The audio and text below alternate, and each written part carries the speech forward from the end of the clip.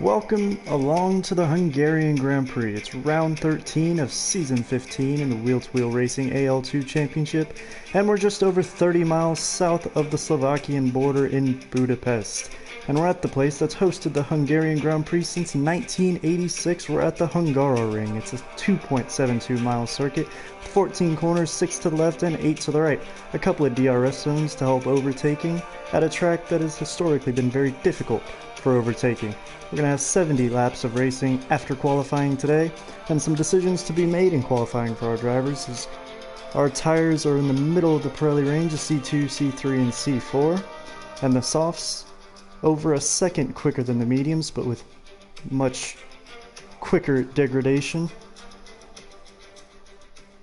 As we are underway here in qualifying, should be another exciting one today.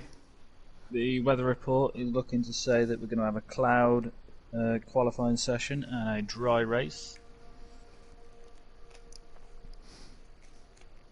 So let's just get all my details up. I think most cars are going to be looking at going on to the soft tyres. There's only Sega to Cars right now, who is the first car out, looking to set a lap on a medium set of tyres.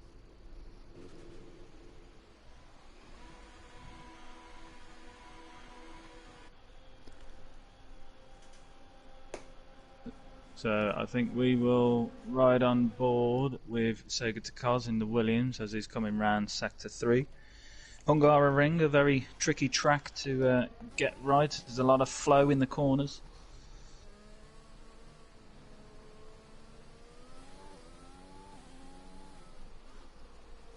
So here we come round the final sector and we go to one of the very few straights on this track, down the start-finish straight. Cars can reach a speed of up to 291 kilometers per hour, hard braking into a sharp right. Second DRS zone is here.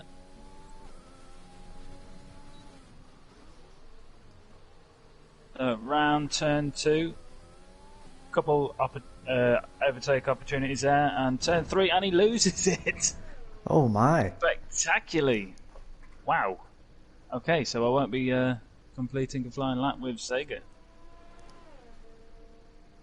So just a couple minutes into qualifying and we've got one driver out, so Sega will be starting at the back of the grid, it looks like. Right, I will try and start again with Appleplex in the Mercedes. So, turn 2, difficult, double apex corner, turn 3, that's how you take it, not too much on the inside curve. Very tight turn 4 here, it's a very difficult one to get correct. A long right turn for turn 5, tricky on the inside curb. If you touch that, you're guaranteed to spin. Very tight right left for turn 6 and 7, and then this is where we get into the flow of the Hungaroring with turns 8, 9, 10 and 11 flowing all onto each other, which is very difficult. You've really got to get your flow here. Tight on the inside, not too much curb on the outside, otherwise you will invalidate your lap. Hard braking into turn 12. Coming round to the hairpin that is turn 13. Then you want to try and get as far over onto the left as you can to come round the final corner, turn 14, to complete your lap. Open up your DRS and cross the line, and Appleplex takes it into provisional pole with a 1:16.7. A good lap from Appleplex there. There was a few cars out, but Sega obviously DNF. And actually, no, Appleplex is the first one to set a flying lap. A let down the state comes across the line and sets a 1:16.76. So very close to Appleplex there. Strident beats both Appleplex in a letdown of state by over a second. A 1:15.5 for Strident in the racing point.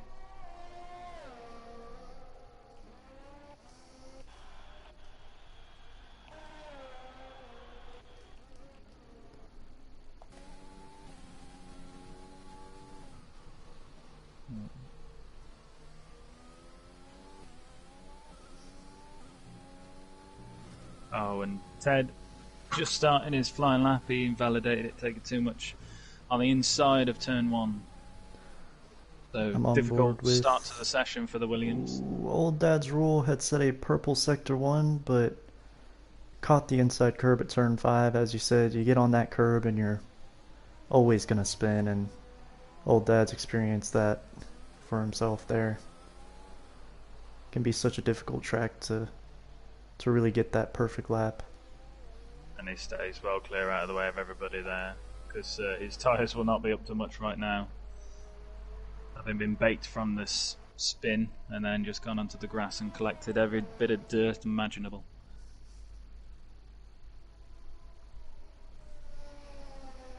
Prev sets a 1:18.0. I think he will be looking to improve that time on the soft tyres.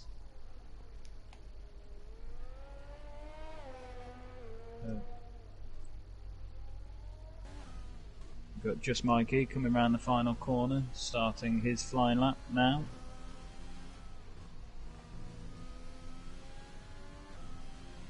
And CHM has set a purple sector 2 as he's coming into the last couple of corners. We'll see what time he can put up. I could tell you that pole time from last season, which was on the 2019 game, was a 1:16.4. So that's already been beaten, and that was set by Ross the Icon. And So Mikey CHM good enough for P2. 26.6 Mikey got for a sector 1. He wasn't purple. Got a yellow flag. And that's Old Dad's again. Is it? Might have been that same turn 5. I think it was, yes. And a purple sector 2 for Mikey with a 54.1. So he's looking very strong for this lap. I know that he's normally out-qualifies his teammate. His teammate is currently sat in P2. He's used all his ERS.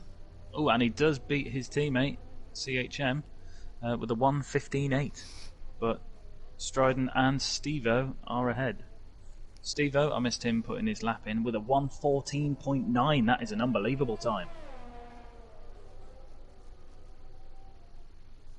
Yeah, it's really quick from Stevo. We've seen over the recent weeks, Stevo has been able to secure pole quite comfortably, I'd say, and in the last couple weeks, his race pace hasn't been as dominant. Well, the last 3 weeks he's won.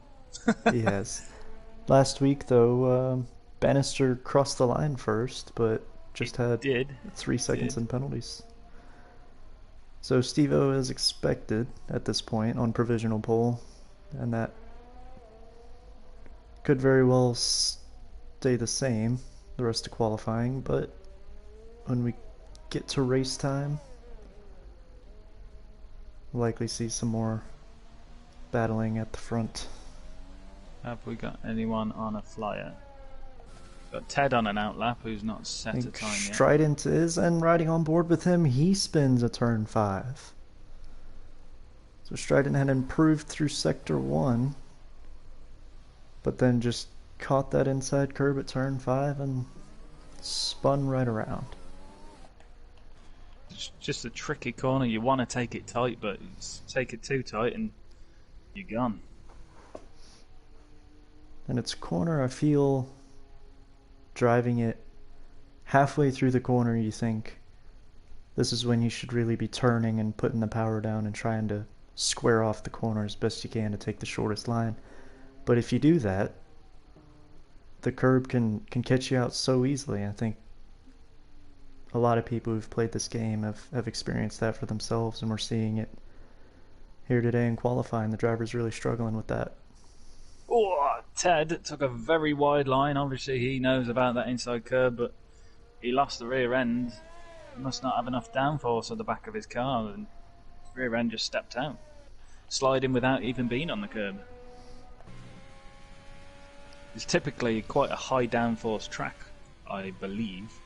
Obviously people have got their own preference on how they drive it, as Ted sets a purple sector 2. I'm not so sure on that. I think the game's telling me lies. It's very scrappy Sector 3 as well. I don't know which side of the track he's on as he's coming in. He will not be setting a lap. Now where's Strident? I was going to say, is Strident going again, but he's off again. And now he's got half a wing missing, and he's got a Mercedes behind him.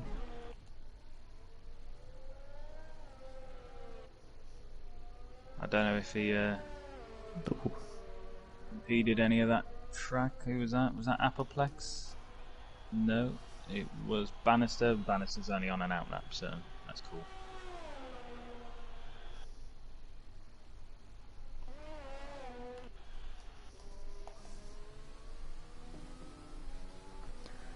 Now Bannister's starting his first flying lap.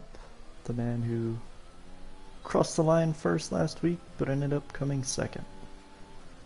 So he'll look to build off of that performance. Talked to him after the race last week. He said he was a bit surprised that he had the pace to challenge Steve-O and overtake Steve-O there with just a couple of laps left. He was really pleased with his performance, so he'll be looking to build off of that. And he feels like this is a good track for him, and he can continue to close the gap to Mikey in the championship. As he sets a purple Sector 1. So a good start for Bannister here on his first flying lap.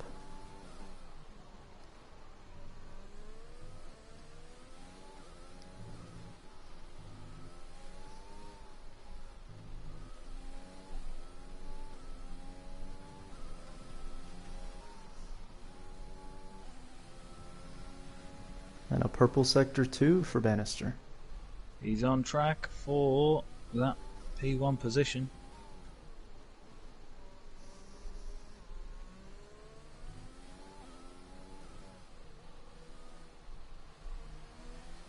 Look to be a very smooth Sector 3. We'll see what time he gets. Up into pole. A 114.8. A great lap from Bannister.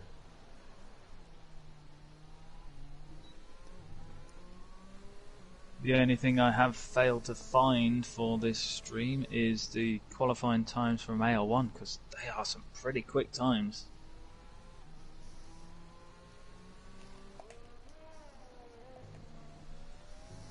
So, who shall we go with? I think Steve-O is currently on a flyer. You're looking And to he sets a purple back. Sector 2. So He Steve-O does. looking... I missed by how much, because he's within a tenth of Bannister's time. So Steve-O's qualifying pace has been unmatched the last couple weeks. We'll see if he can get that pole position back, and he can. Improves his time by 2/10.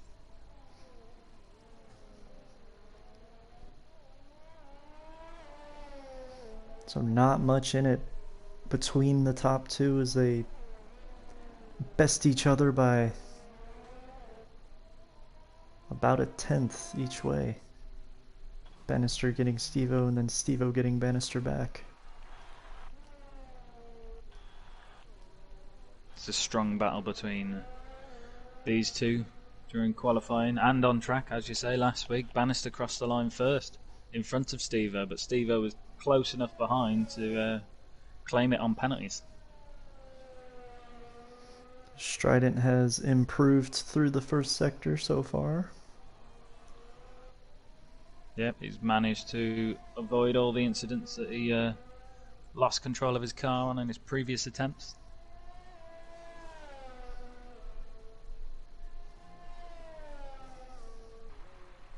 And a purple Sector 2 for Strident.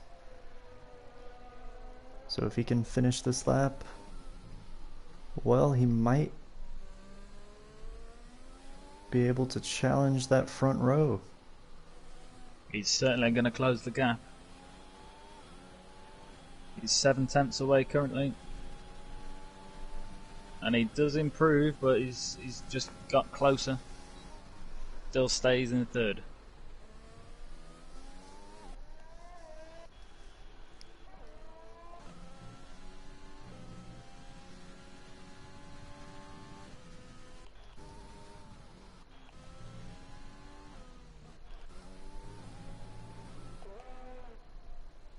So this will be last orders for anybody coming out of the pits wanting to set another lap. There are a couple of cars coming out. I wonder, the Ferrari of Dastardly has come out on the mediums. And he has yet to set a timed lap. Now, Dastardly won here last season. He didn't do as well in qualifying. He qualified 14th last season. But he won the race in the end. Which is all that matters. And CHM improves his lap by 0.3.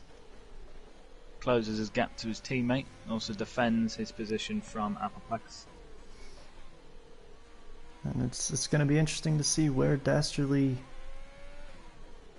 can climb up to on the medium tires. As said in the intro, the softs degrade so much faster than the mediums. Dastardly only able to get 10th. And we'll see if he has time for another lap.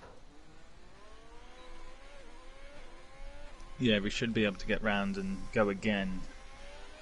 He's turned his ERS off, so he's looking to save. Oh, and we have a Renault off, down by turn 6-7. Mikey's just about to start a fresh flyer.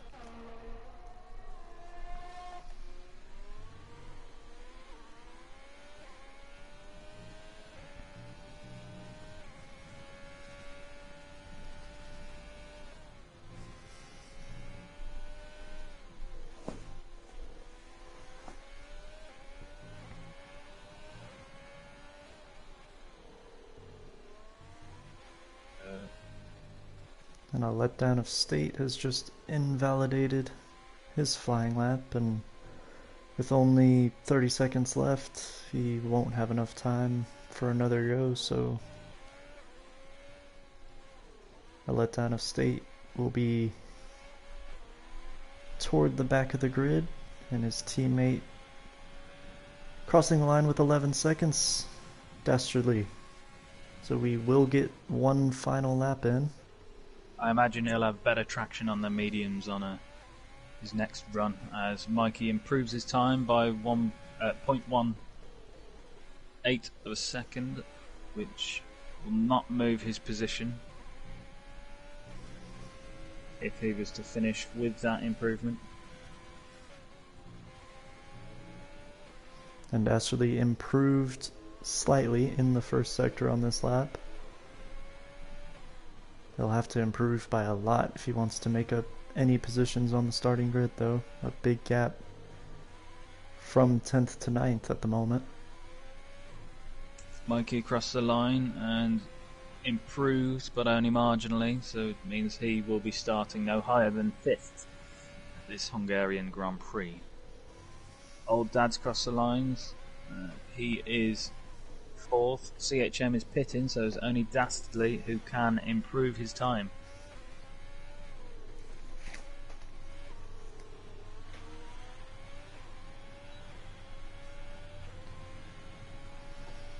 And he improves, but not enough to change his starting position.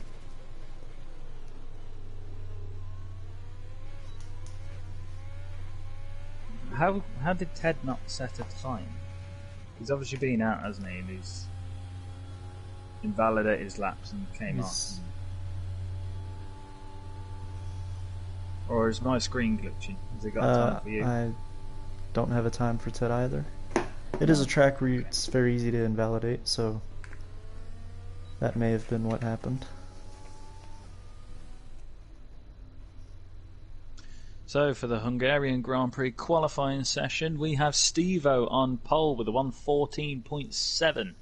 Second place we have Bannister. Third is Strident. Fourth is Old Dads. Fifth is Just Mikey. Sixth is CHM. Seventh is Appleplex. Eighth is Prez. Ninth is a Letdown Estate. 10th is Dastardly. 11th is Ted, having not been able to set a qualifying time, and 12th is Sega de Cars, who unfortunately DNF'd right early in the session. So both Williams starting 11th and 12th at the back of the grid.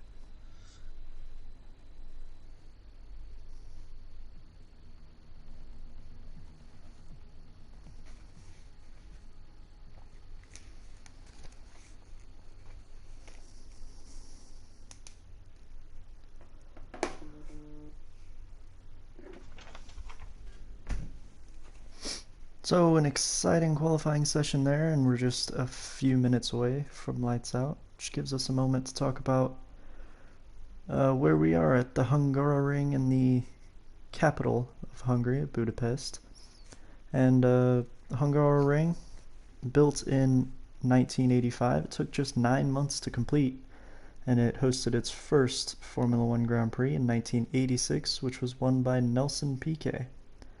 And in the 80s, when the governments of Hungary and the USSR, they wanted to bring a Formula One race to Budapest, and the initial idea was they wanted to create a city circuit similar to Monaco, but then the Hungarian government decided they wanted to build a brand new circuit on the outskirts of the city, so that's how we got the Hungaroring. And when it took place, the first Hungarian Grand Prix in 1986, it was the first Formula One race behind the Iron Curtain during the Cold War era.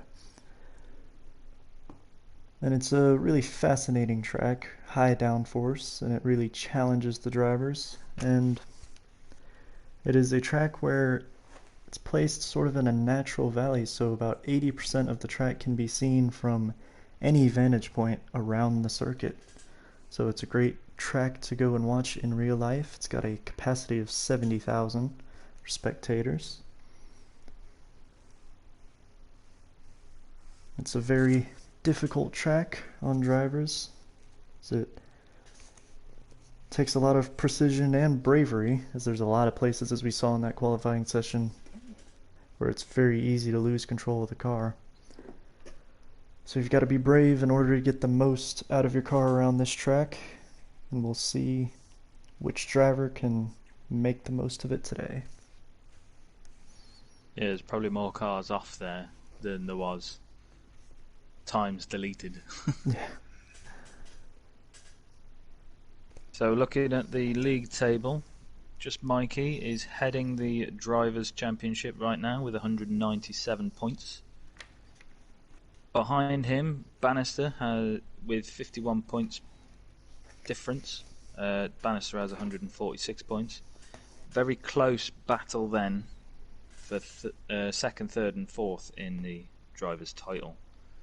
As I say, Bannister is second, and 3 points behind him we have Dastardly, and then following very closely behind Steve-O with his phenomenal track record in the last few races. He's managed to claw his way right up to fourth, cleared a big gap to the rest of the field, and now it's a three-way battle for second with Mikey 51 points in front.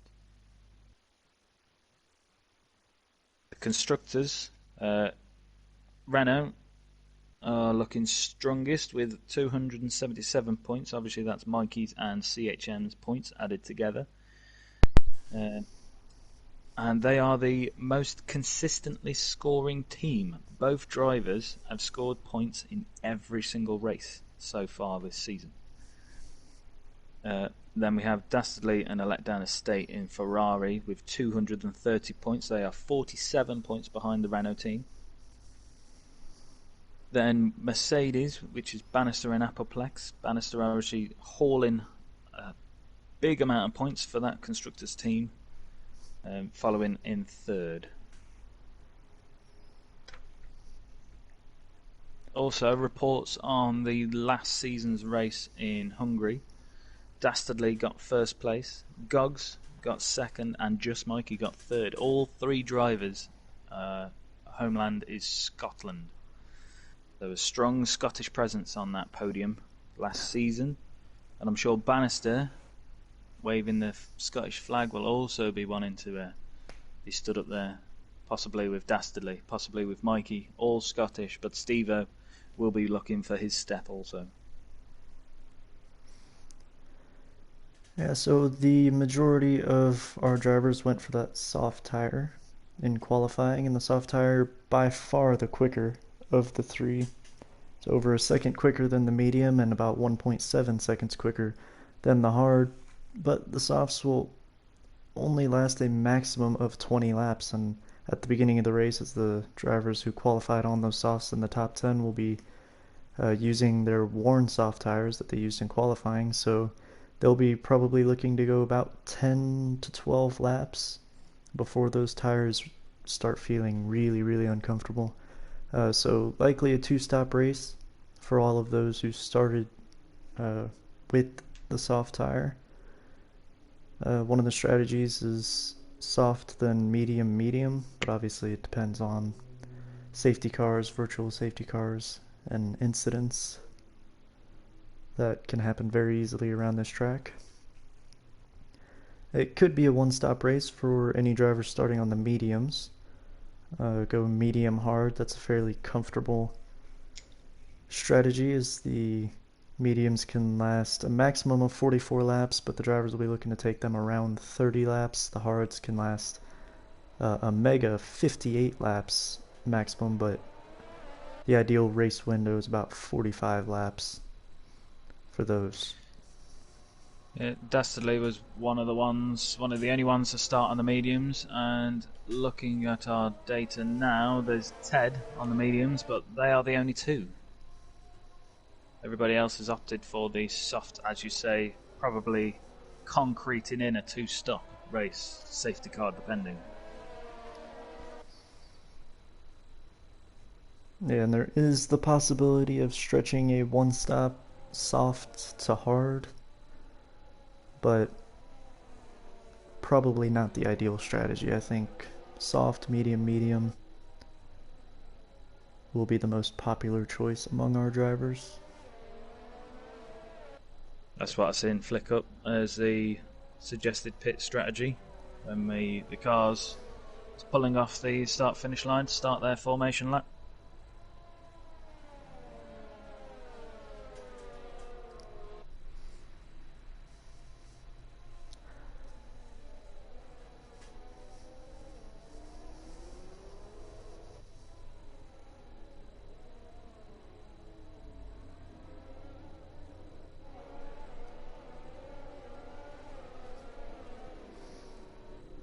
Cars coming around the final corner now, getting ready to line up on the grid. The 5 lights.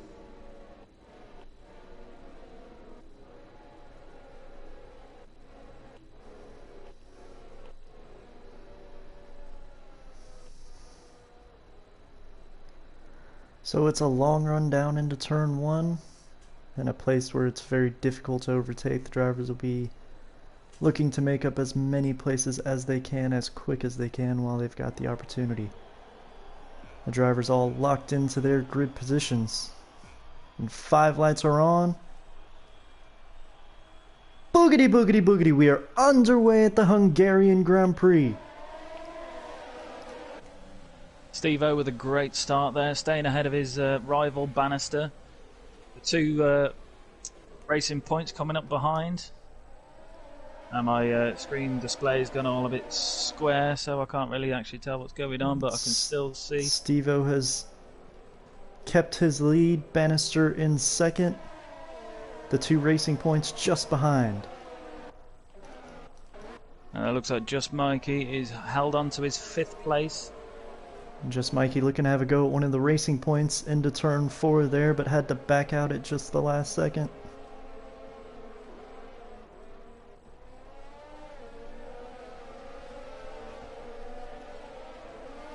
Appleplex getting a great exit and having a look on the inside of CHM.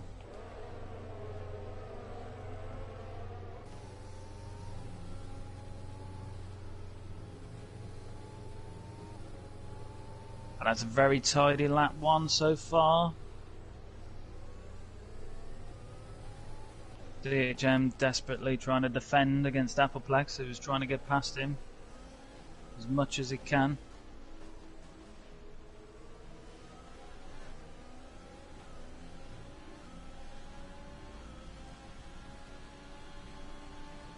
Steve-O already trying to get out of that DRS activation zone. And Mikey right on the back of the 2 racing points. Our championship leader looking to make up some positions early. Dastardly struggling on the medium tyres. He's dropped down into 11th place.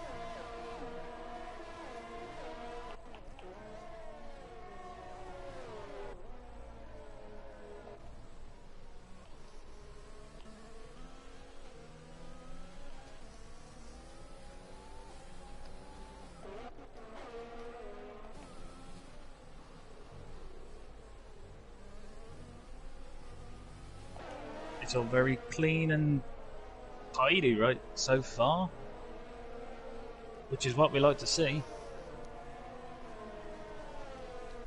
Strident with the first penalty of the day. Dastardly's coming under threat from Ted, and as Ted takes the inside line, Dastardly's not having it, so he fires it round the outside, but Ted's trying to battle back. Dastardly's on the inside, keeping very tight to that curb. Ted out on top through the final corner.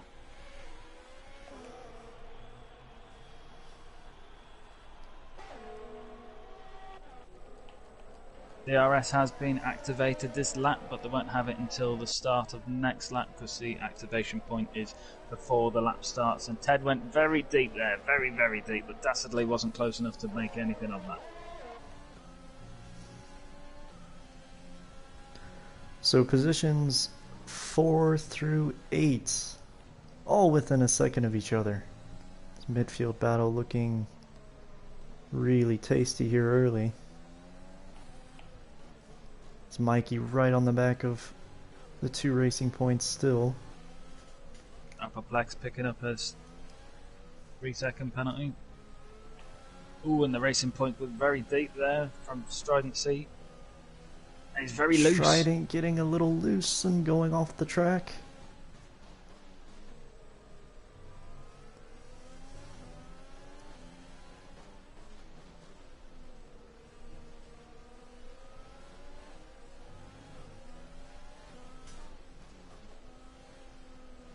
Mikey will be looking to have a good exit here. He'll have DRS.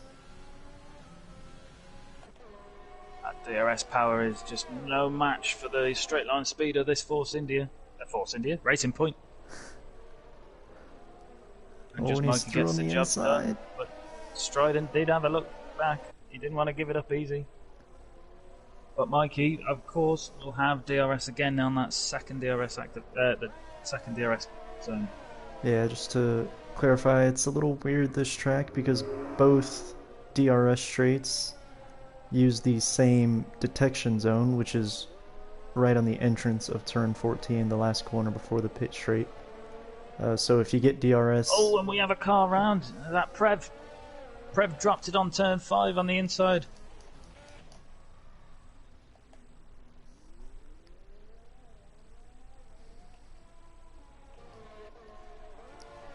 Right, and let's go back to the racing because Appleplex is right on the gearbox of CHM.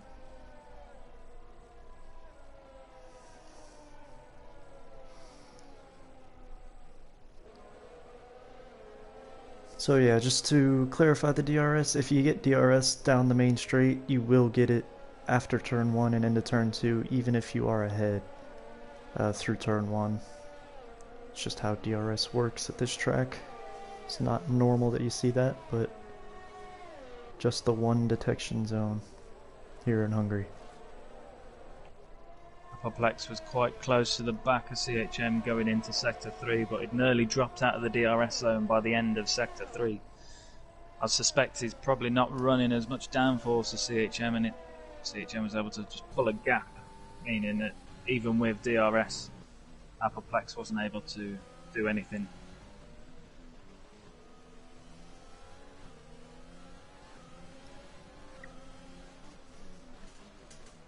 Ted now with a 3-second penalty. Mikey closed in on the other racing point now. Yes, but Dryden is still keeping with him as Appleplex picks up another penalty. Strident. As Matt said, it's not a very forgiving track on limits.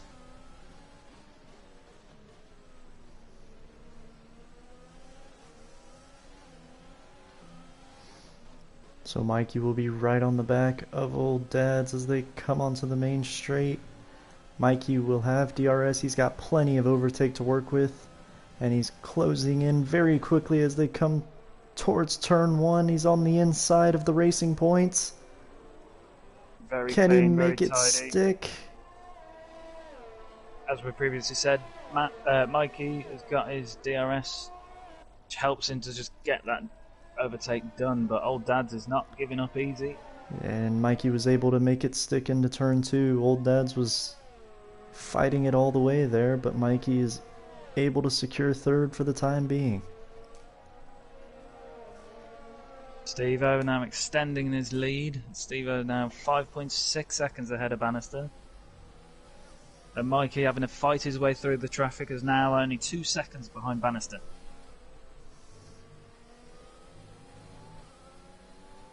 So how well can these drivers look after their tyres? Because Mikey will have surely used some rubber up getting through them Racing Points.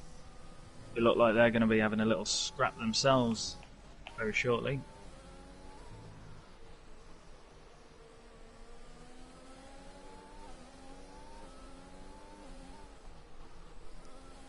Old Dad's losing a bit of traction coming round the final sector. Strident having DRS. Old Dad's was outside of the DRS activation. And we have Appleplex looking to make a move on Sega. And he is through as they break into turn 1.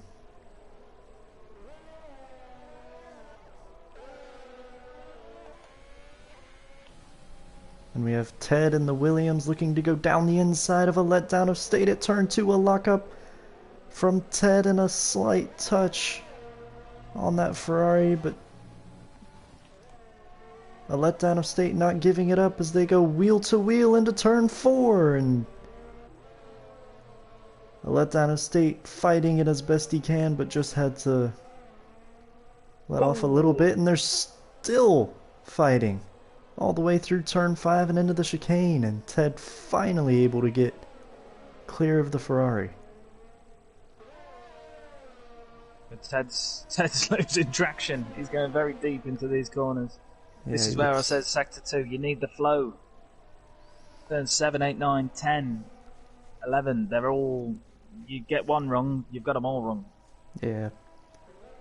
You gotta have the rhythm through that whole second sector.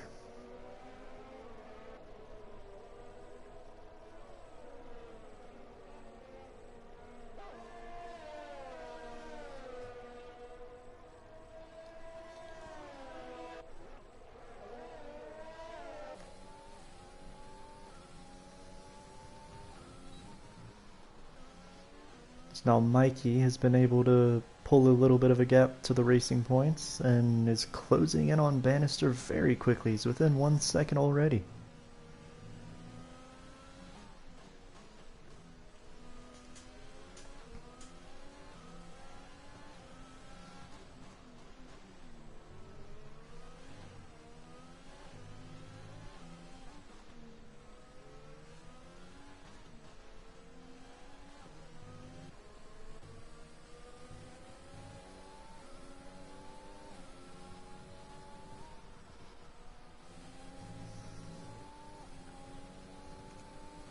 Old Dad's picks up another penalty.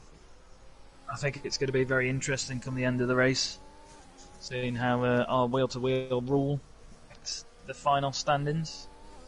The wheel rule being that you exceed 4 track exceeding limit penalties, then for every penalty you get after that you will lose a position in the final standing. As Strident is having a look on the inside into turn 1 onto Old Dad's, his teammate. Strident with his DRS open trying to run away, but Old Dad's is chasing him down. Old Dad's had better traction out of turn 1 there to try and get the run onto Strident. And the 2 Ferraris going wheel to wheel through turn 1 and into turn 2. Dastardly round the outside. And he goes a little bit wide and a letdown of state. Goes back into 10th.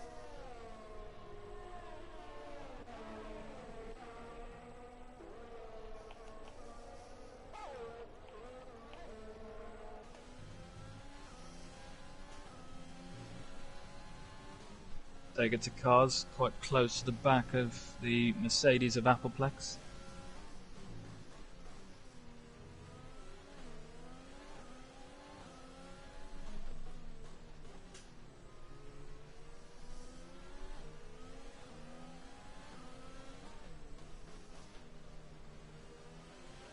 And Mikey right on the back of Bannister now, just 3/10 between them as they come onto the main straight. Mikey with DRS switches to the left side on the main straight, and he is well clear of the Mercedes as they go into turn 1.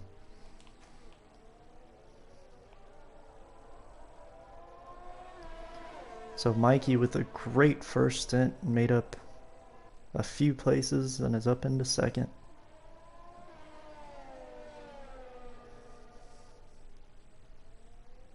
Oh, and a letdown of state looks very close to his teammate Dastardly. His old dad rules picks up another penalty.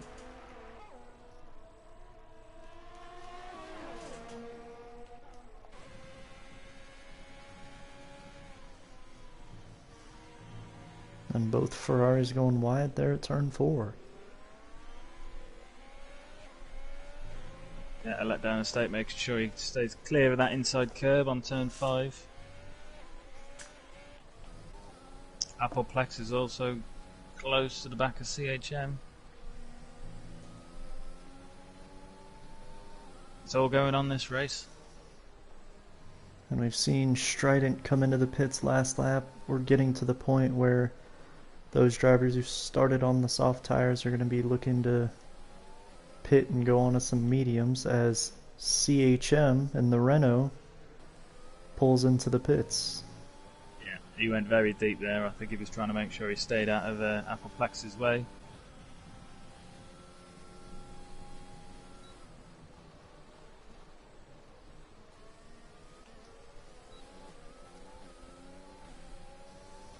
The CHM's gone soft.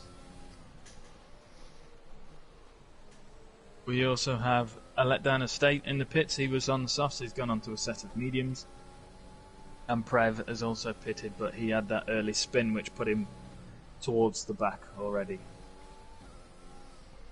So Steve-O is in first place.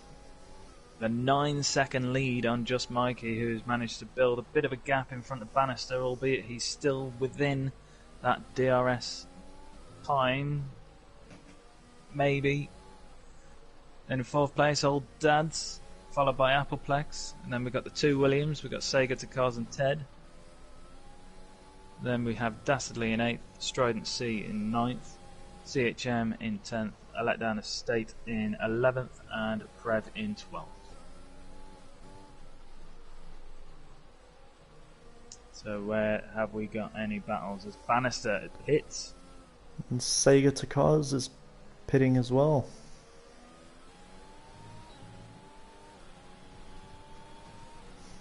Old Dad's also pitting.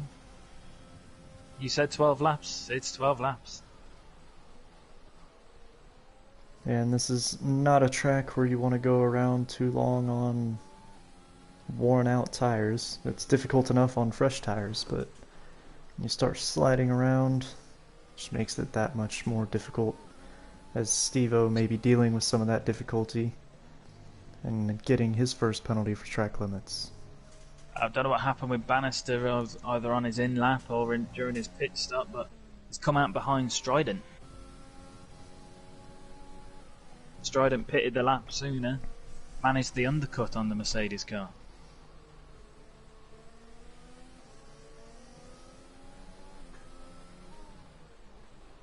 It's a very interesting array of strategies here. People going soft, people going medium soft, people going soft medium. And our race leader is into the pits. Steve-O has pitted and Mikey has stayed out.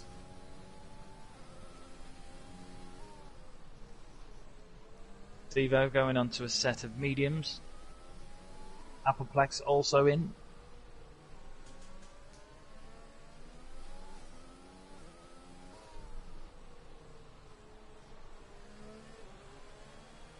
Devo coming out of the pits into third place, not far behind the Williams of Ted on 12 lap older tyres.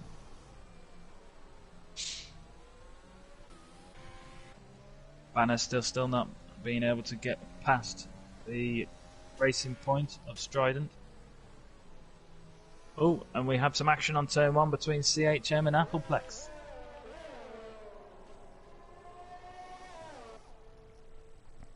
Can't remember what order they was before. Appleplex had just come out of the pits, I believe. Ah, yes, he must have on 0 lap tyres. Behind CHM. So maybe another little undercut there for the Renault driver.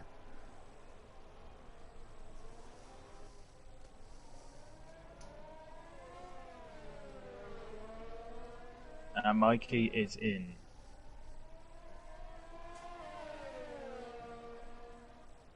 Very slow to the pit limit line.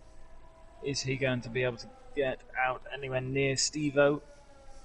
Stevo coming down the start, finish straight. That extra lap on them soft tyres looks to have done quite a bit of damage. And will he be able to keep third? No. Will he be able to keep fourth? No, he's dropping down a few places now.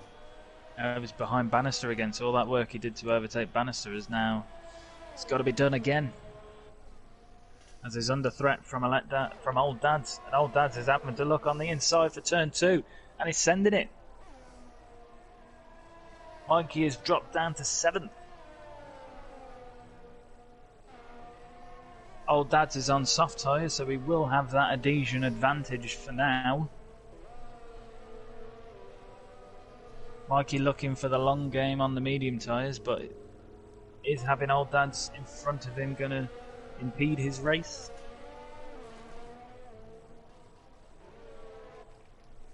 Stevo reclaiming the race lead, having overtaken Ted.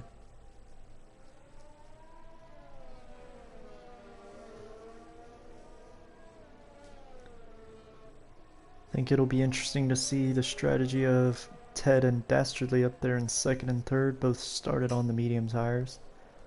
And if they can keep those positions or stay in that top half, maybe a one-stop might come into play at some point for them. If they go onto the hard tires, they'll be slower, but taking away that second pit stop will save them a lot of time. Some great straight line speed of the Ferrari car, Dastardly helping him keep in front of Strident as he was on the attack with his DRS and still couldn't make the move.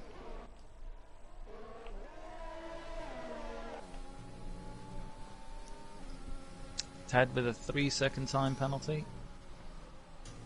Strident going very deep there. He rode the curb a lot on the entry of turn 4.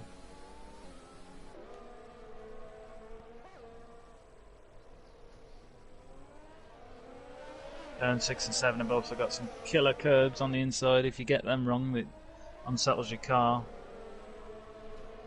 Got a right train up for third place as Dastardly went deep.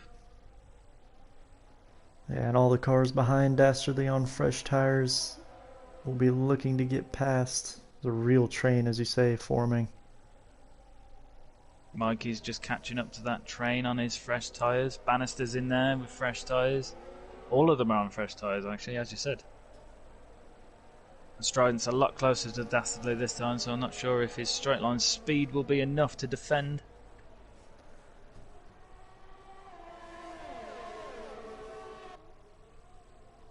Strident is having a look on the inside, but is not very confident. He didn't have as much speed as he wanted, I don't think. There's a right swamp of cars behind as Bannister lost a place to Old Dads there. Now the other Racing Point looking to have a go around the outside, but he just got onto the grass, and Bannister maybe looking to take advantage, but Old Dad's able to stay in 5th. I'm sure Old Dad's took that position off Bannister, because now Mikey is behind his rival Bannister.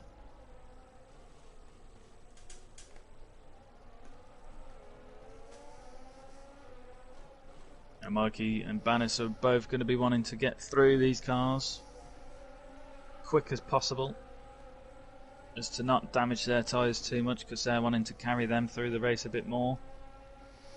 And for old dad's on the soft tires, he needs to make the most out of this stint in terms of pace, so he knows they're not going to last as long as the medium tire that his direct rivals have on, but he needs to get clear of the Ferrari and really make those softs count. Put in some quick laps as he'll try to make a move, maybe with DRS down the main straight and into turn 1. Just Mikey's on the inside of Bannister, but it looks like he backs out a little bit. Both cars will have DRS coming down this second straight after turn 1. And Mikey's just a little bit too far back. When old dad's on the inside of Dastardly. Old dad's through and into 4th.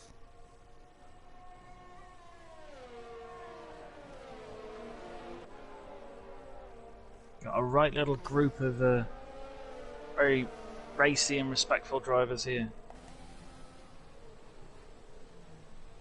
So Dastardly on those 16 lap old medium tires, obviously at a disadvantage to those around him. And Bannister is the next one in the train that'll be looking to make a move on the Ferrari. Yeah, the Racing Point Strident's managed to get away from the pack. Old Dan's just making his way now as well.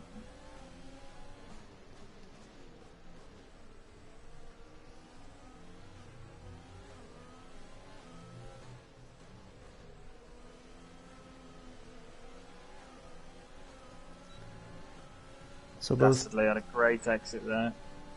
Bannister and Mikey with DRS, Dastardly without DRS, but he's able to stay in front into turn 1. But Bannister with DRS again into turn 2.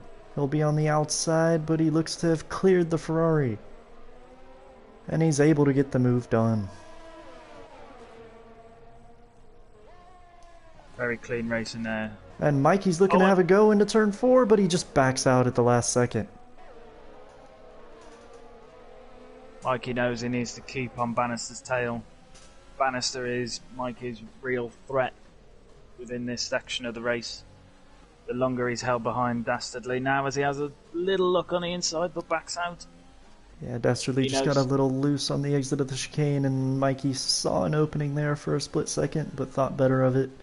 That sector 2 is so tight, not really any great opportunities to overtake. He just remains patient. He'll try to get the move done down one of the DRS straights here.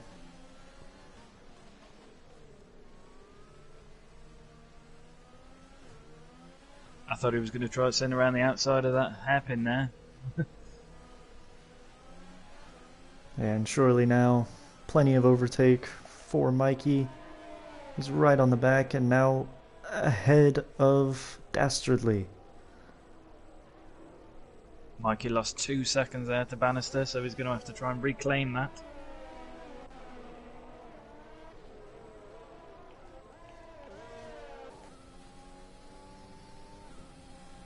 And now Strident has closed the gap to Ted, as Ted is on 18 lap old mediums, so he will be at a disadvantage in terms of grip, and he looks to be struggling through sector 2 here. Strident is right on his rear wing. Yeah, Ted didn't have his flow there. He was very deep into the first corner, which puts him off for entry for the next. And another lockup from Ted there as he goes wide on turn 12. Strident's pushing it round the outside. But maybe is that a mistake, because Ted is now going to have the DRS on the start-finish straight. Yeah, we'll see if Ted can. Yeah, we'll see if Ted can take advantage of that DRS. Strident just had so much grip though. He made the move and he got a great exit out of turn 14, so he's able to stay comfortably ahead into turn 1, and he looks to be well ahead. So Strident safely in second. Ted now under threat by Strident's teammate Old Dads on the fresh soft tyres behind him.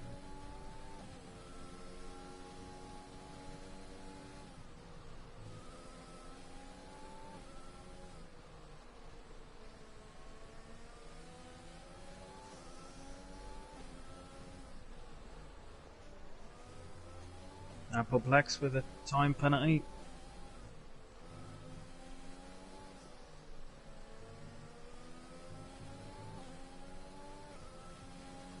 Just Mikey has already caught the back of Bannister again. He's very close to being within DRS range. Oh, and another lockup for Ted as he goes wide at turn 12.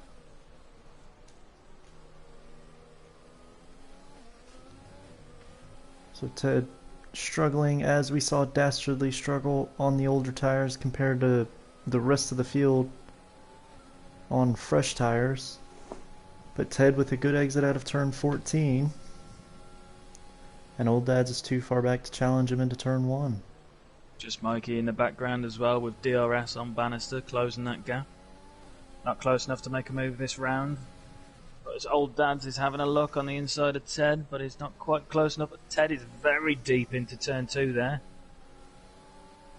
Oh, and Ted Old might Dad's have pulling a onside move here. That was a very risky move, but it paid off for Old Dads there as he made the move into turn 4. And Ted giving him plenty of space there on the inside. Can be a really dangerous corner.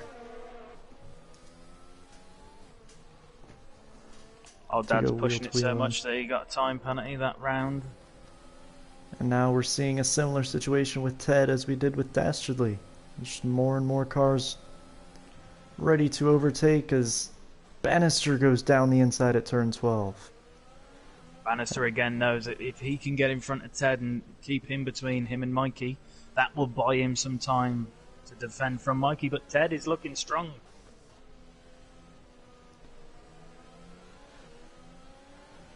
And now Mikey will be trying to clear the Williams.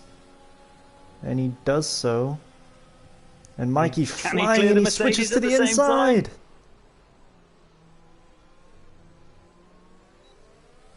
And he'll have DRS into turn 2. No DRS. Mikey's got the double overtake done. Great move from him. That was a fantastic move.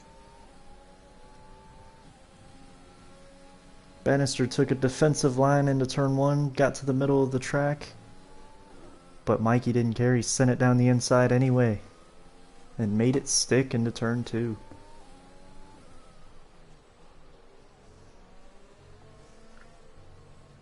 Devo now 11 seconds lead on the racing points of Strident.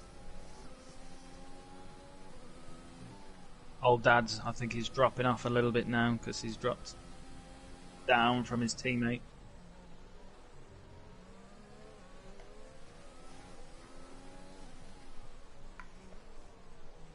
Just Mikey now in DRS range of Old Dad's, which will help him defend against Bannister behind him.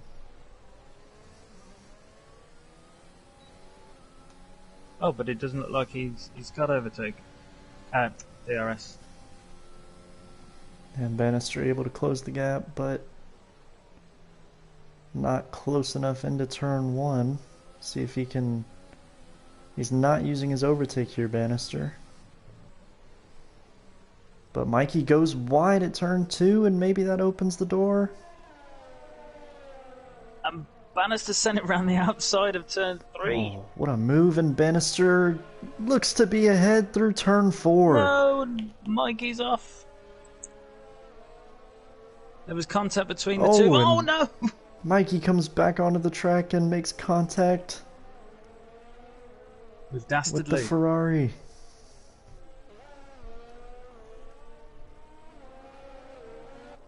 Is there damage to the Ferrari car? I know that just Mikey has lost his end plate.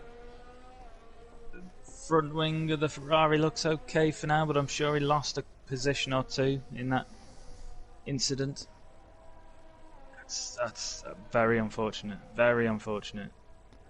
Mikey doesn't want to be pitting 8 laps into his medium stint, having been so strong for pace. Let's move on with the race. As Bannister is now looking to bring the challenge to Old Dad's.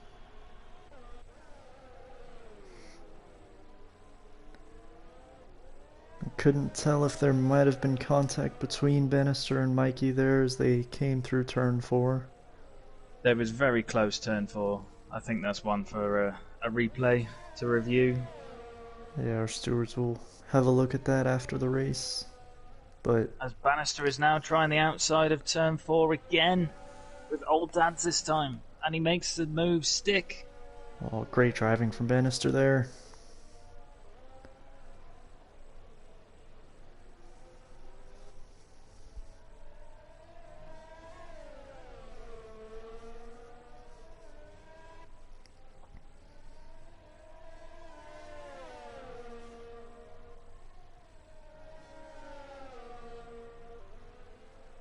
Turn 4 can be such a difficult place to go wheel to wheel through. You see Bannister being really aggressive through there and making great moves, but even when neither driver makes a mistake, coming together can happen through there, and that may have happened between Bannister and Mikey. Yeah, they say there's going to be an incident or two when you've got such close, tight racing. Everybody wants to score that position. But I don't think there was anything malicious done by any driver there. Yeah, I think just a racing incident between Bannister and Mikey, but Mikey, the championship leader, now well behind the pack, all the way down in 12th. Really unfortunate for him. I'm hoping that his pace can come on strong as we have a yellow flag. And it's Appleplex. He went off at turn 5.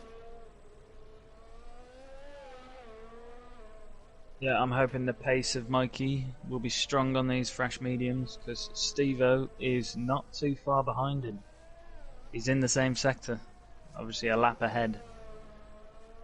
If he gets too close to Mikey, Mikey will get blue flags and then he will be lapped. And unfortunately this game, any safety car or anything, it seems it's impossible for you to unlap yourself.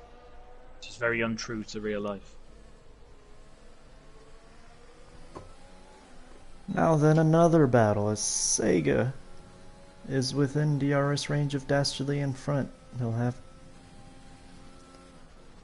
a bit more pace down the main straight, but still behind into turn 1. Sega on fresher tires, 13 lap old mediums as opposed to Dastardly's 25 lap old mediums. Dastardly still on the same set of tires that he started the race on.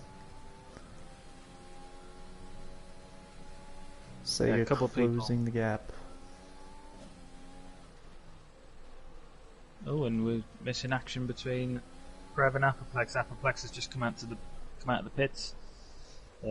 He's gone for his 3rd set of soft tyres.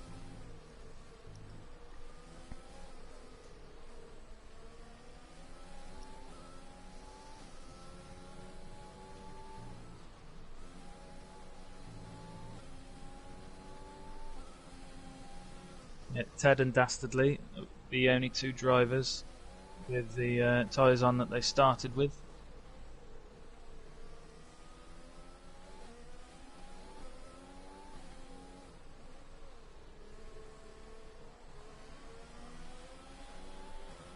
Sega just a little bit closer this time around, but Dastardly with a good exit out of turn 14, and it'll stay ahead into turn 1 as Sega had a look down the inside.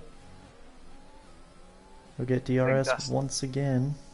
Dastardly's Ferrari has got some phenomenal straight line speed, helps him defend on that start-finish straight as Appleplex is coming around the final corner, very close to the back of Prev.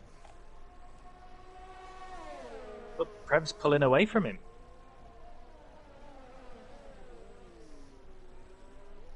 Oh, and Oh, and Appleplex. contact. I'm not sure what was happening there because Appleplex had his DRS open, but not his overtake on, and Rev was pulling away from him. Yeah, and Appleplex trying to get a great exit out of turn 1, but maybe just caught out by the defensive positioning of Prev and just caught the back of him a little bit. Hopefully no damage for Appleplex. Hopefully. As a rule of thumb, it is the driver's job to not go into the back of the car in front. But incidents of course happen, but yes. Sega's not able to get the move done on Dastardly again this lap.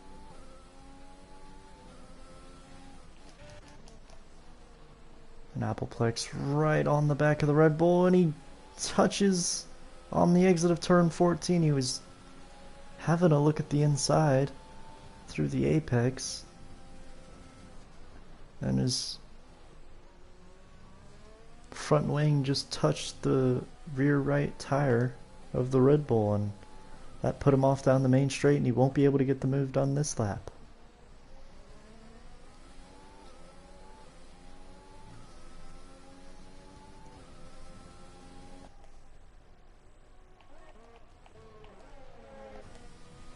Ooh, and very deep into turn 4, Appleplex.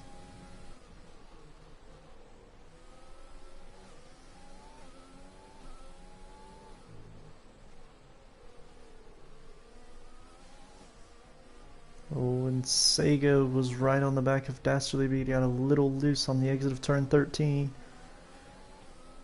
And he's a good ways away from Dastardly as they come onto the main straight, and he, even with DRS, won't be able to close the gap enough. And Dastardly stays ahead. Now going down to Appleplex and Prev. Appleplex has been looking to get the move done. Much better exit this time. Right on the back of the Red Bull. Switches to the inside as they come into the braking zone for turn 1. Ooh. And Appleplex goes very deep, a big lockup. And Prev able to switch back and get the position back into turn 2. Prev is still 10th. Appleplex was very aggressive there coming into turn 1 with trying to squeeze as much room as he can fairly give to Prev on the inside.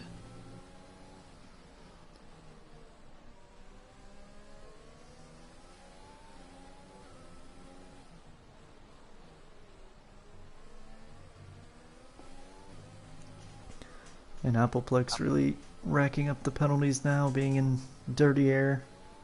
Probably not helping. He's trying to push quite hard, I think, and Dastardly comes into the pits.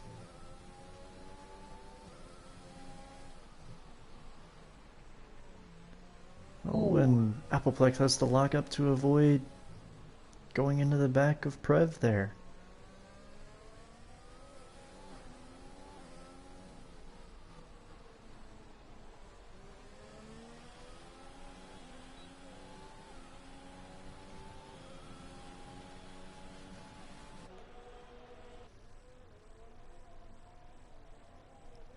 So Dastardly coming into the pits, putting on another set of medium tires, and that confirms a 2-stop strategy, I think. There was a small chance he may have gone onto the hards for a 1-stop, but by rule now he has to use 2 different tire compounds, so he'll have to make another pit stop.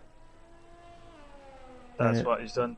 29 laps on the mediums, so if he does another 29 laps, that leaves him the 12 on the softs for the end. Yeah, it looks to be a medium soft for Dastardly.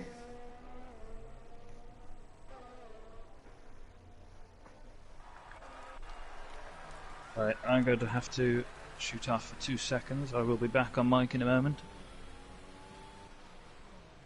And Ted following Dastardly's strategy. coming into the pits. Ted and Dastardly, the two that started the race on the mediums. And Ted doing a different strategy than Dastardly. He puts on the hard tires, so a one-stop strategy for Ted. He'll be able to take those hards the rest of the way without having to pit again. With everybody else in the field having to pit, Ted switching it up. And we'll see how that comes into play later in the race.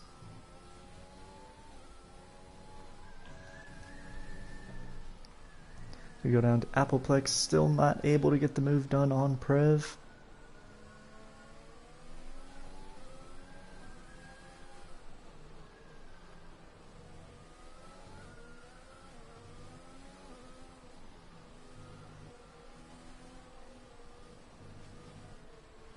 Oh, and he gets really close there, and you can tell he's got so much grip through this second sector, but just can't find a gap big enough to get past the Red Bull through there.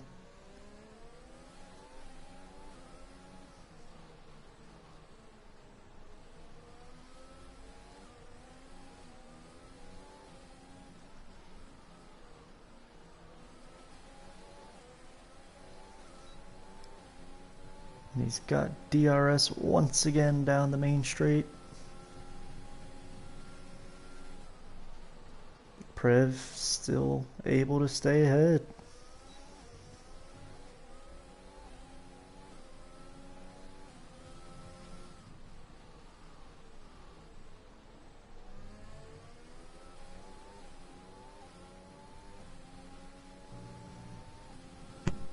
Ted has also changed his tyres.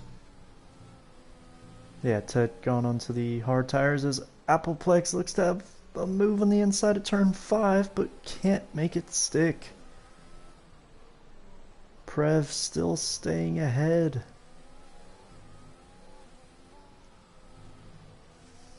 I think by the time Appleplex gets in front, his tyres will wear out, and Prev will just retake the position.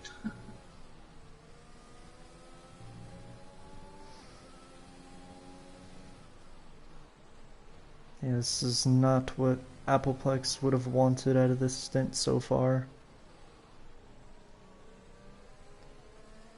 But he's right behind him once again as they come around turn 14. If he can get a good exit, he'll have DRS. But Prev just pulling away slightly down into turn 1. It's like Prev has no downforce. We have a yellow flag in sector 1, which looks like Ted. And Ted's it is come off on the Ted. inside of turn 1.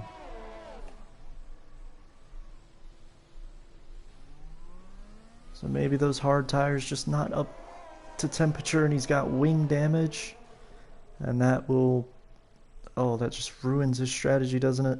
He was looking to take those hards to the end, but he's going to have to pit to repair that wing damage. And first place Steve-O is not far behind, so if he pits, is going to be a lap down. They can't keep it on track with that damage in them tyres.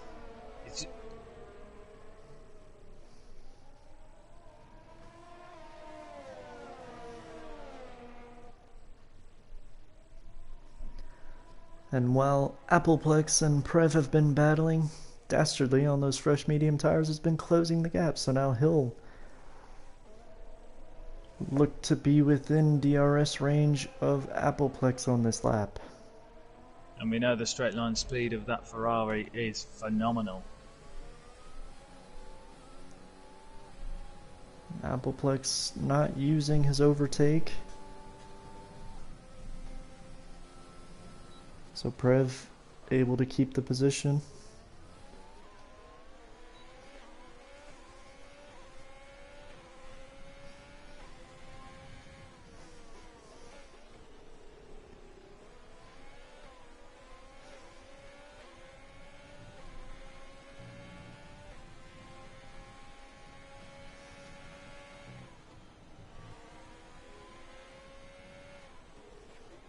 Prev very deep.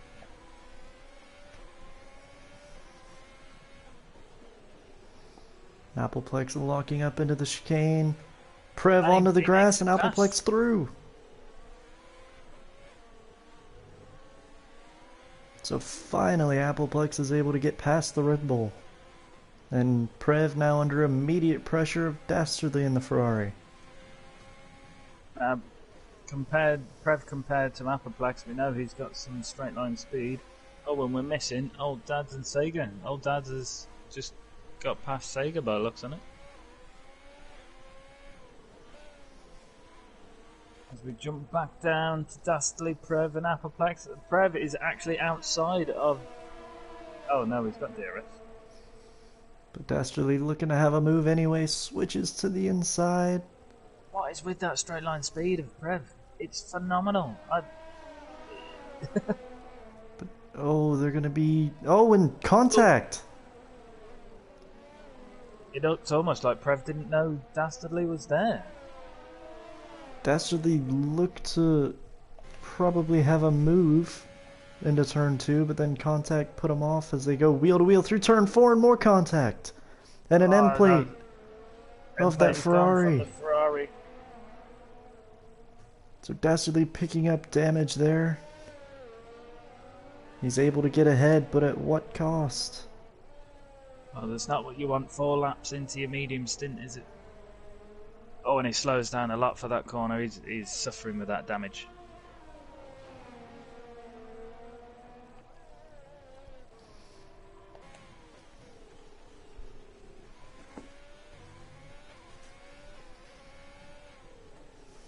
You know, Dastardly's got 2 choices. He's either got to try and carry that damage through.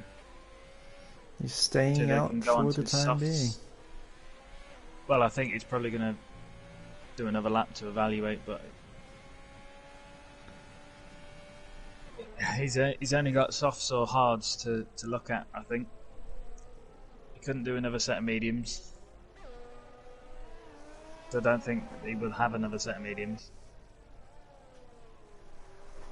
And he'd either have to go hards now, or try and ride that damage out, or go soft. He could do 2 softs. Yeah, none of those ideal for Dastardly. Yeah, with 34 laps left, even soft, you ain't got enough. You haven't got enough. No, you'd have to go soft. Which he has got. Yeah.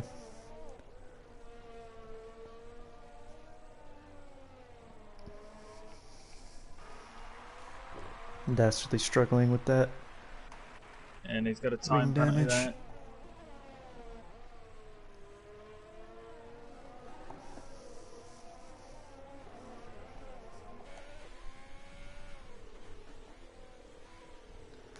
We'll see if he makes a decision this lap.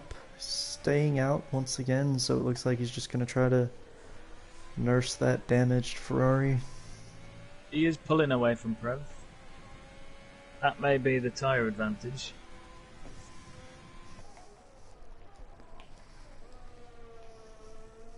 Just Mikey has made his way back up to the rear of the field.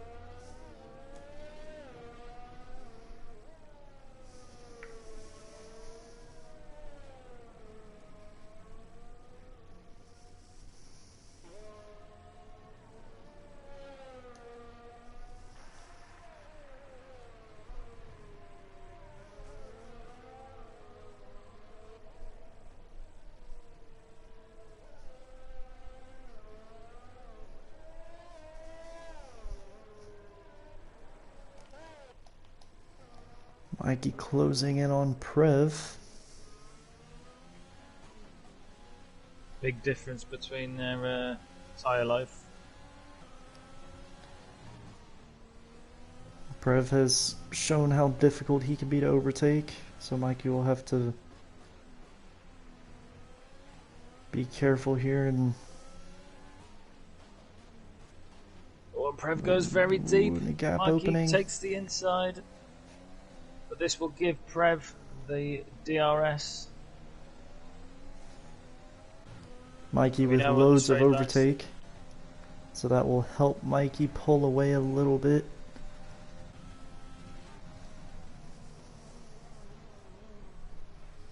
Prev coming in very hot then. I was praying he was going to stop.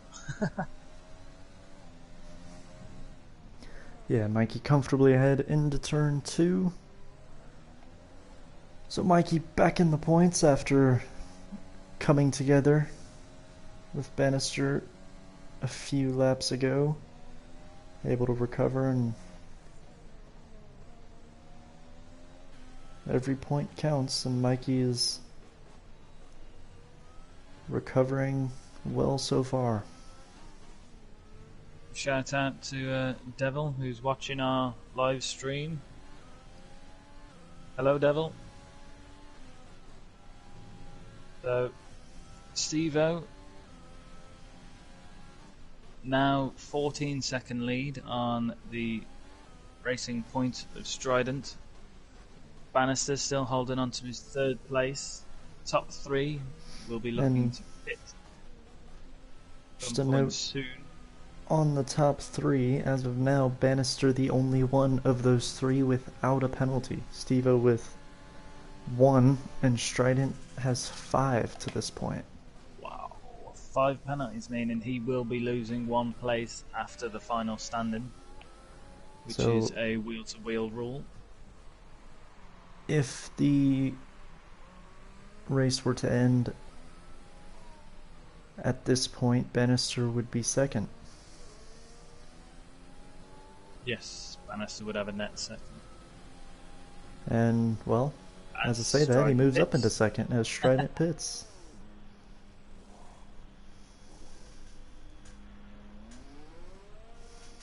Steve-O 17 seconds ahead.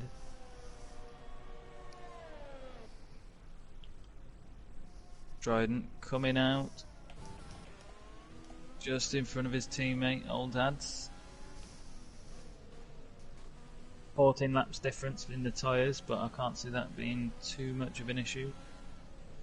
And the Renault of CHM closing the gap and within DRS range of a letdown of state. He's gaining quickly down the pit straight. Has a little look at the inside into turn 1, but too far back to really go for anything. Then a letdown of state with a good exit out of turn 1, and will keep his position into turn 2. CHM on much younger medium tires, so he'll have the advantage in grip. The letdown of state likely to be pitting here in the next lap or 2. So what did a letdown of state have on to begin with? He had some soft tyres on, didn't he? So he's gone soft to medium. And we are 30 laps from the end, so a set of mediums will now see you to the end. So Strident will get to the end on those medium tyres.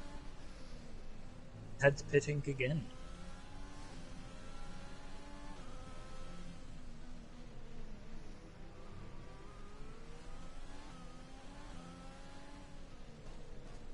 Heads coming off his softs onto some hards.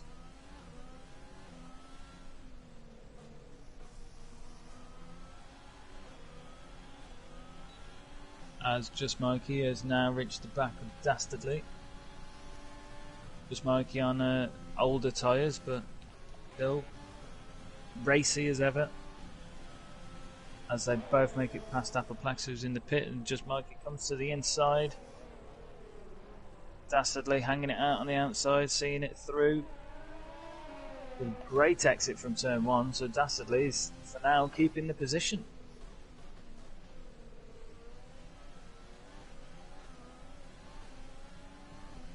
A great defensive driving from Dastardly there. He let Mikey have the inside, but was able to get a much better exit using that outside line, getting the car going down that second DRS straight. Mikey's teammate, CHM, I think, has just made it past a letdown of state. Yes, he has. As Bannister has now pitted. Steve-O pitted also. Bannister as carbon copy for pit lap. and it looks like a letdown estate is coming in.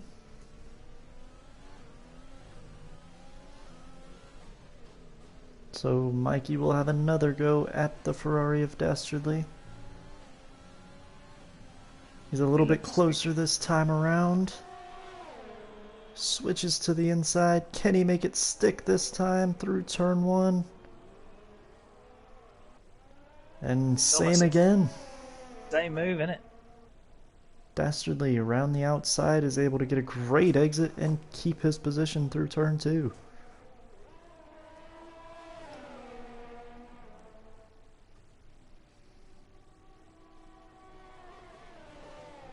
I think they've both been involved in incidents around this part of the track, so they're probably erring a little bit more caution than normal.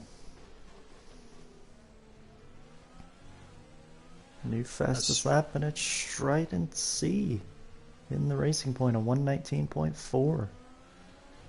And at this point in the race, although Stevo and Bannister have just put fresh tyres on, I let down Estate and Appleplex have just put fresh tyres on. Yeah, and Dastardly will be on fresh softs at the end. Yeah. So we'll see if that fastest lap I think Mikey would be as well.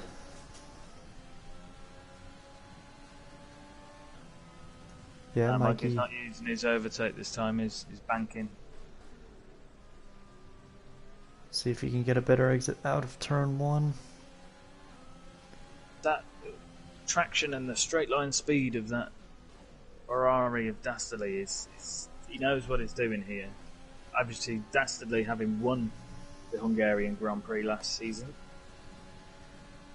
Yeah, he's found a line as Stevo sets a fastest lap of a 119.197. Having taken pole and Strident replies. Oh. But we know Stevo's got pace here as he took pole and he's led most laps this race. And Bannister looking to have a move at turn 1. Has DRS on old dads, but oh, and he sends it down the inside, and there's contact, and Bannister goes round.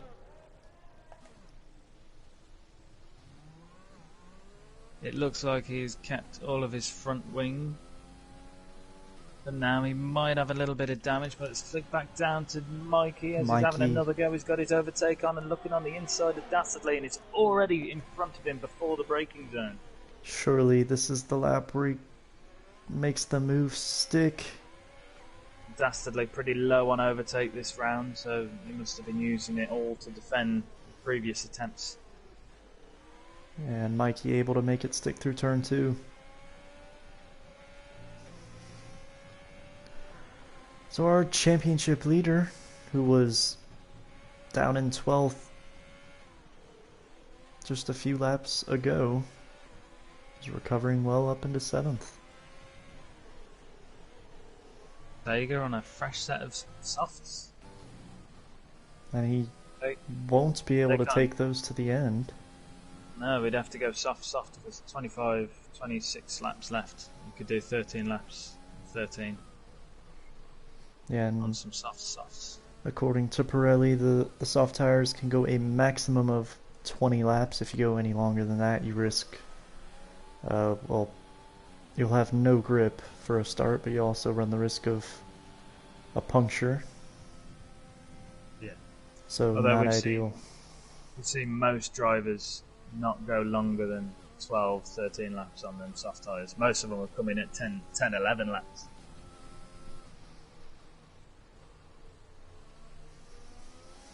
So hats off to anybody that can take them softs 20 laps and still be racing.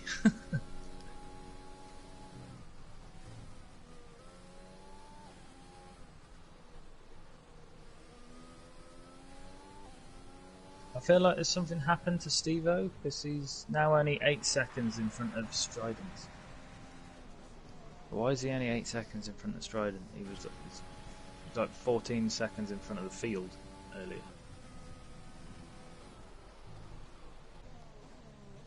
wonder if Steve-O's had a little wobble or a little incident somewhere. Bannister with the new says fastest lap.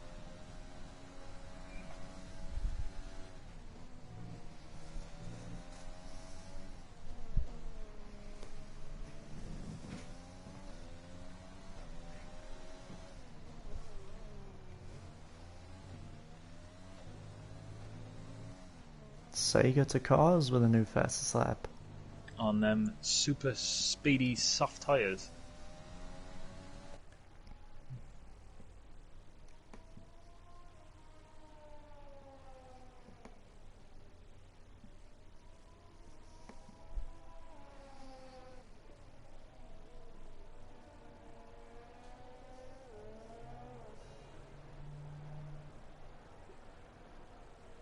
Ooh, but Sega gets a 3-second time penalty.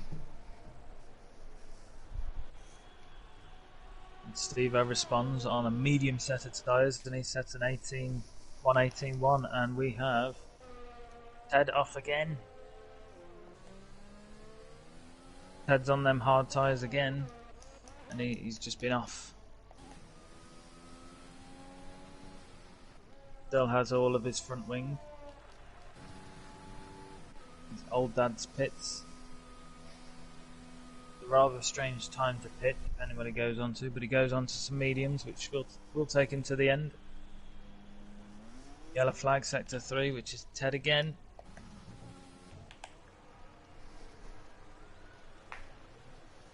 Trying to stay out of the way of everybody, and he does a good job.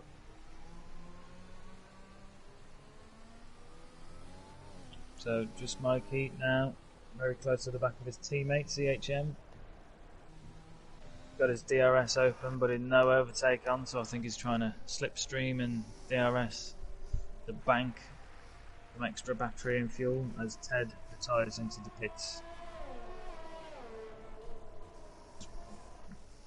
Yeah.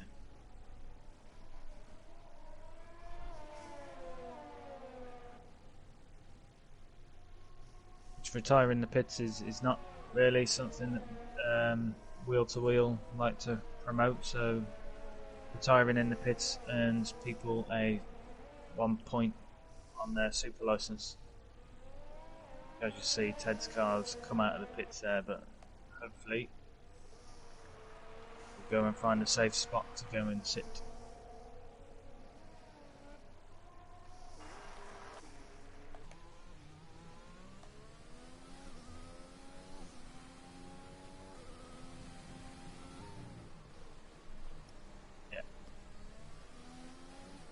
So let's go back down now to just Mikey, as he's been using his teammate for a tow around the session, around the last lap. So great exit onto out of turn 14, then a start-finish straight, overtake DRS open, well clear of his teammate before the braking zone into turn 1. Yeah, it's good teamwork from the Renault drivers. They've been the most consistent driver pairing all season, and they executed that well, staying well clear of each other, and Mikey not losing too much time getting through on his teammate. And he's all the way up to 6th. A great recovery drive from Mikey. Yeah, he's going to want to try and redeem as many points as he can from that early coming together with Bannister.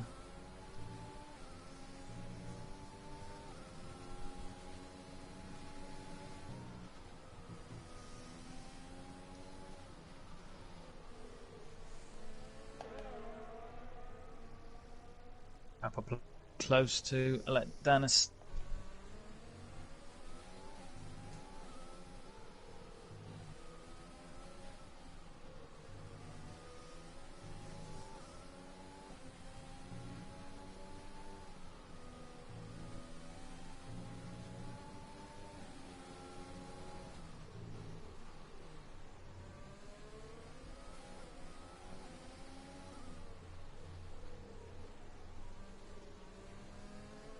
What can Appleplex do?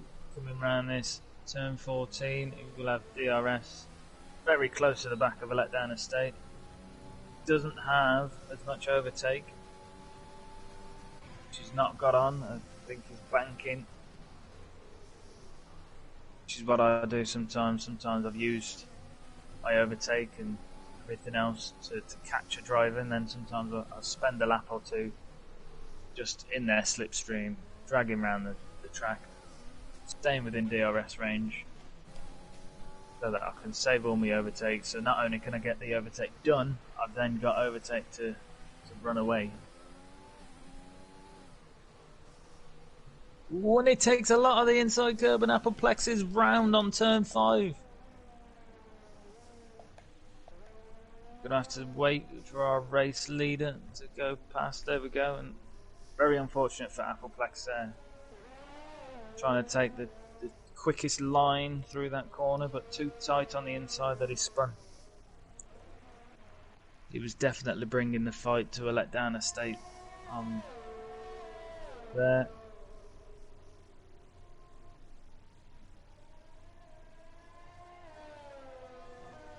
It's all petering out right now. Sega to cause.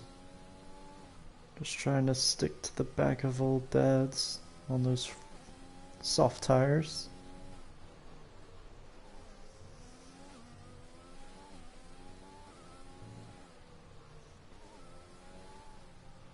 Yeah, Sega is going to have to try and use them soft tyres as much as he can, because he's going to have to put another pit stop in. So he needs to get as much as he can out of these tyres to get him that advantage to try and nullify that extra pit stop he's going to have to do.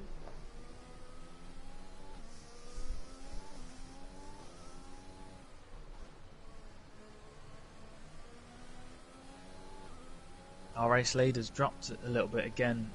He was up to 10 seconds in front of Strident, but now Strident's closing the gap again.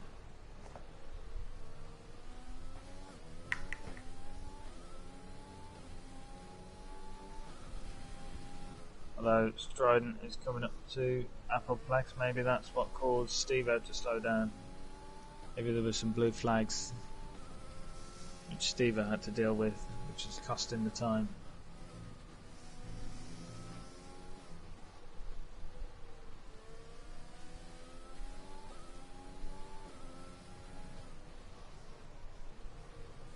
As old dad's picks up another penalty. I'm not sure how many he's on now, but he's at risk of losing a position. Yeah, I think he's up to 8 total. Wow. For old dads. So he will likely be dropping a few positions at the end. Which will only be good news for people like Mikey. If he's unable to get across the line before old dad's, because Mikey may need to pit again. He will need to pit again. If he can't make it in front of old dad's across the line, no racer wants it like this way, but he will pass him in the final standings.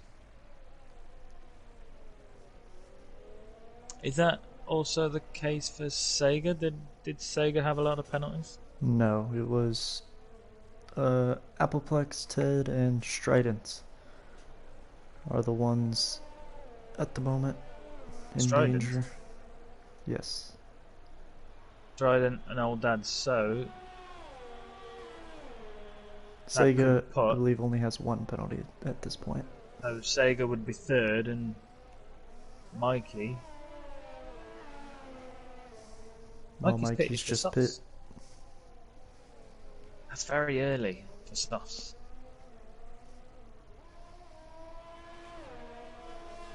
Very early for softs. It's also brought him out behind our race leader.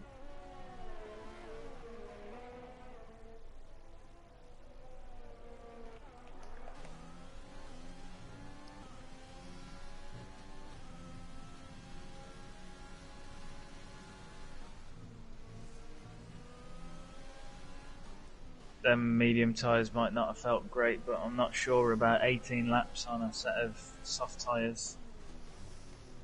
As Strident picks up another penalty.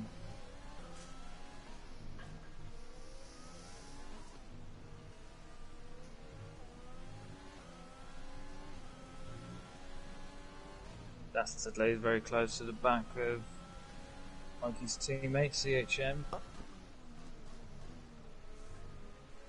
Dastardly still carrying that wing damage.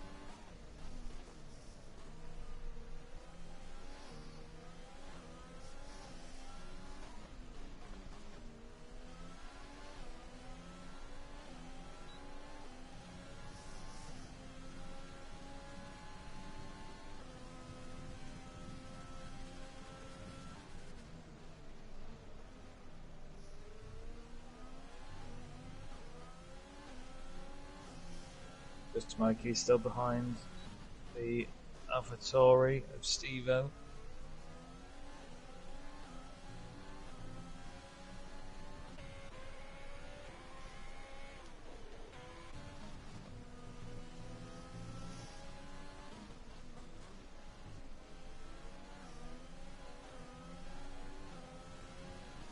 And Mikey, I think, is perfectly fine with just sticking to the back of Steve-O here, following him around. He's gotten DRS. Possibly. He's got DRS. He's going to be having blue flags moving in front of the cars in front of him. So a letdown estate will be getting blue flags if he's not getting them already. Where Mikey could probably slip through at the same time.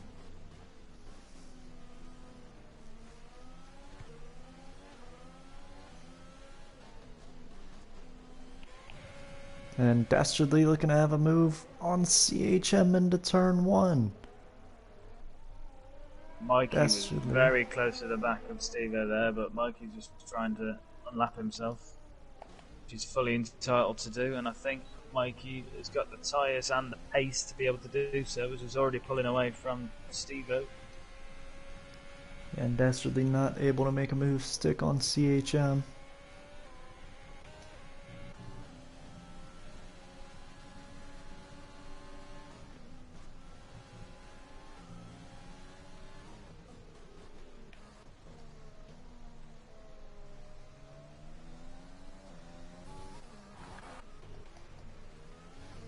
Mikey right on the back of a letdown estate now that he's cleared Steve-O. He'll be looking to get the move done very and Dastardly's having a look on the inside of turn 12. And he gets the job done. He gets past CHM. Just sends it. Already clear as CHM runs deep into turn 13. His tyres are shut. He's coming into the pits.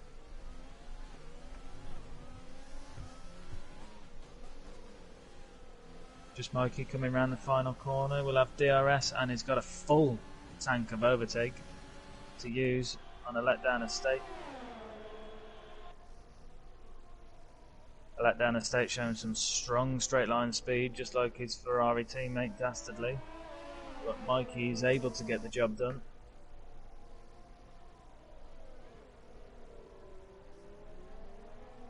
Mikey back up to 7th now, as Dastardly picks up a time penalty. And not surprisingly, there's a purple sector 1 for Mikey there.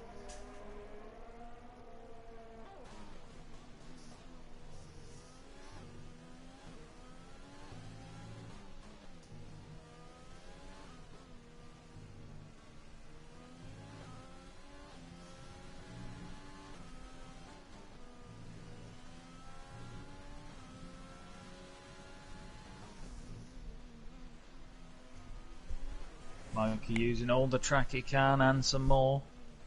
Try and get as much out of this lap as he can. Close the gap to Dastardly.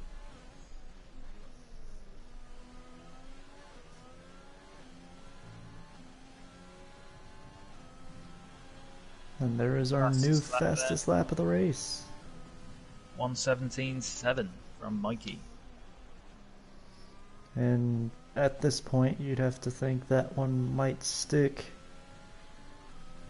as we've maybe got Dastardly still to pit on some fresh softs. He might be the likeliest to break that fastest lap. Yeah, Sega's likely too far ahead to for Mikey, but Sega will likely have to pit again, because in soft tyres will not be up to much. And if Mikey can get up to, if he can get ahead of Sega and Dastardly on track and cross the line 5th, he might be able to make his way on the podium with the 2 racing points having penalties.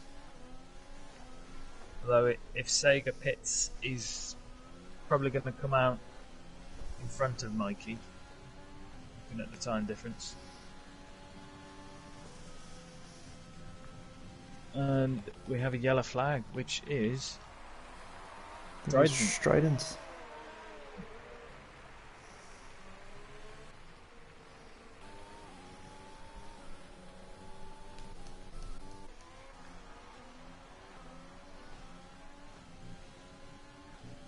Mikey right on the back of Dastardly now. He switches to the outside through turn 4. He just backs out at the last second.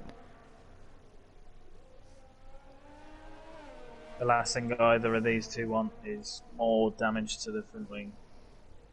At this point of the race, it would not be worth it. Although Dastardly does still have to pit again, already with a missing end plate. Oh, and maybe an opportunity as Dastardly goes a little wide, but Mikey's just trying to show Dastardly that he is there. He is wanting that position.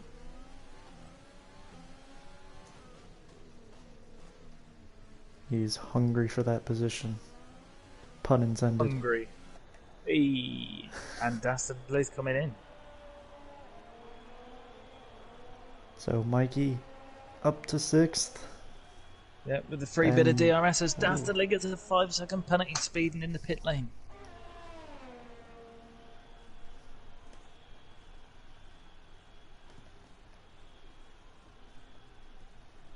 So 32 seconds to collect from Sega.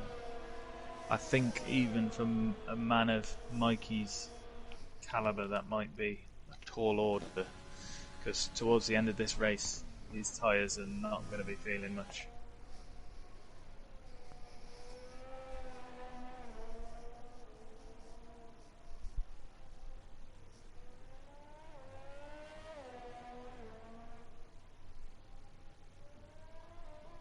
Sega pits. Where is Sega going to come out? He's got a massive gap. Got a full tank of overtake.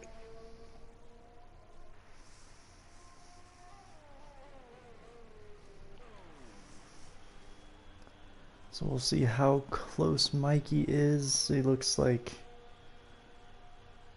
Sega will still have several seconds He's of a gap. straight. Yeah. And 6-lap fresher tyres. I think this is Sega's podium to lose if Old Dads and Strident have to vote for time penalties.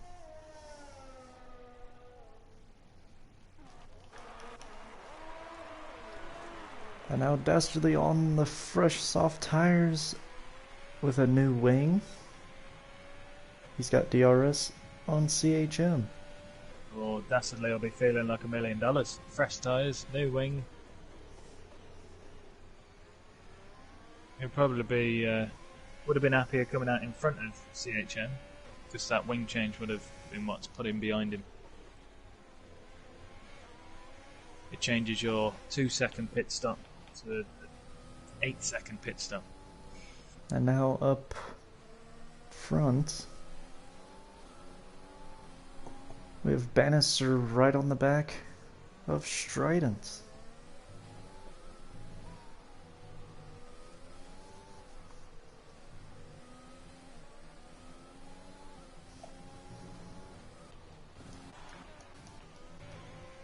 Dastardly desperate to get past CHM and he's taking him round the outside. Oh. What a move from Dastardly.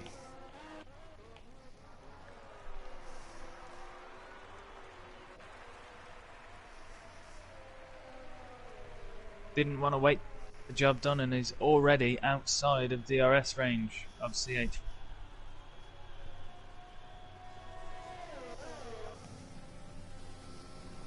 Bannister with DRS on Strident, but not able to make a move into turn 1.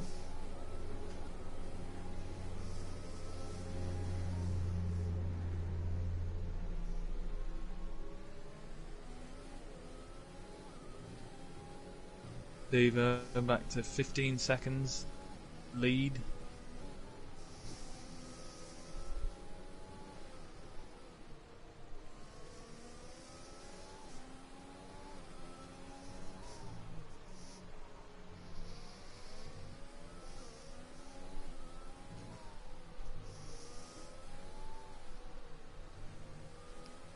There you go with the fastest lap. I have no idea who is going to be taking this extra extra championship point home today.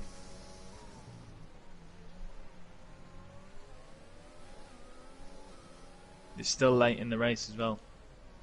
Anything could happen, as we have 9 laps left to go.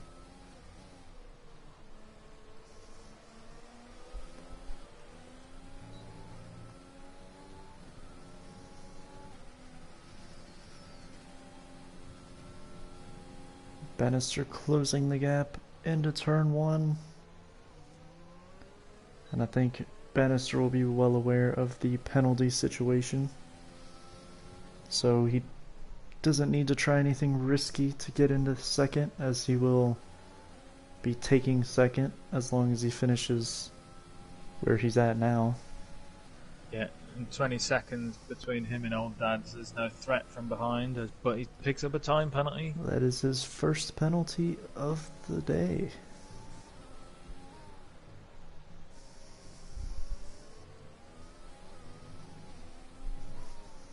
Yeah, Bannister and Evo. Old Dad's with enough rubber to take them. Bigger. Enough. Mikey should have enough, but it will be Dastardly looking to make up another place here. On those fresh soft tires, he's right on the back of Appleplex as they come around turn 13 into turn 14. He'll have DRS down the pit straight. And a really good exit from Dastardly. He's closing fast with DRS and overtake. Has a little look at the inside. He brakes late. Can he make it stick? Does a good job of stopping that car braking so late. Yeah, great move down the inside of turn 1 and Dastardly up into 8th.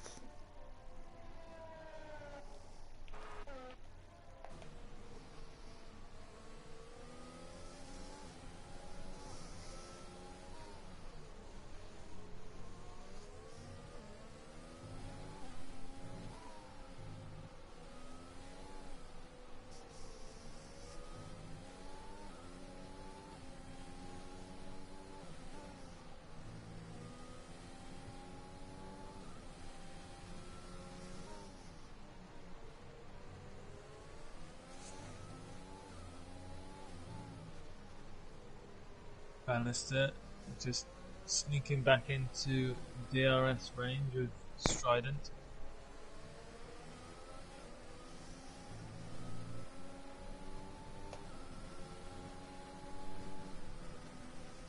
Is that Dastardly just behind them? It is. Dastardly picking up some free DRS from battling cars in front, but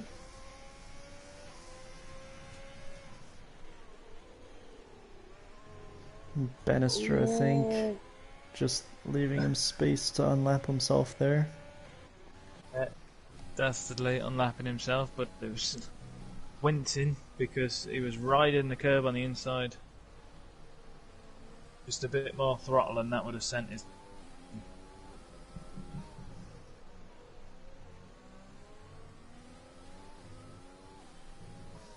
Dastardly will be coming up to the car of Strident. Strident on 23 lap old mediums. Dastardly should be able to unlap himself on him also.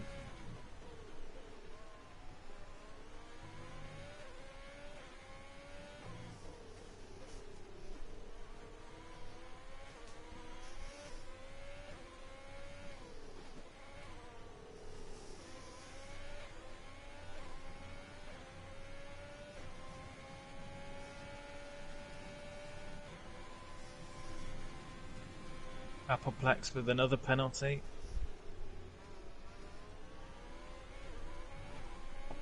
Dastardly not able to himself at this point. Bannister's dropped off and but I think Strident has let him through. Yeah, now Dastardly has just a few laps to chase down his teammate.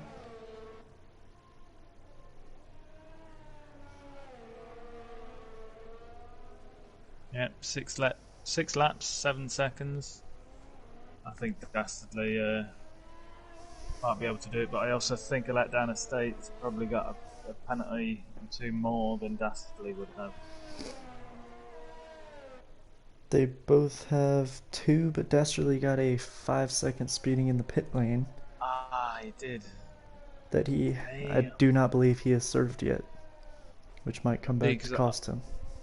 I wonder how far down the Stride Old Dad's penalty drops will go, because that could affect these drivers that we're looking at here.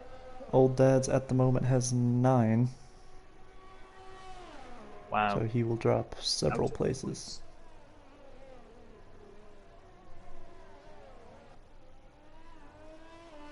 Bannister caught right back up to Strident now. Comment on my stream from Charlie Fluff. Mikey is not going to be happy. Not going to be a happy man with his podium run coming to end. I can't see Mikey being a happy man being involved in that earlier incident. That's something that to be looked at when he's not fighting for the points in the dying laps of the race. But thanks for watching. Thanks and keep it coming.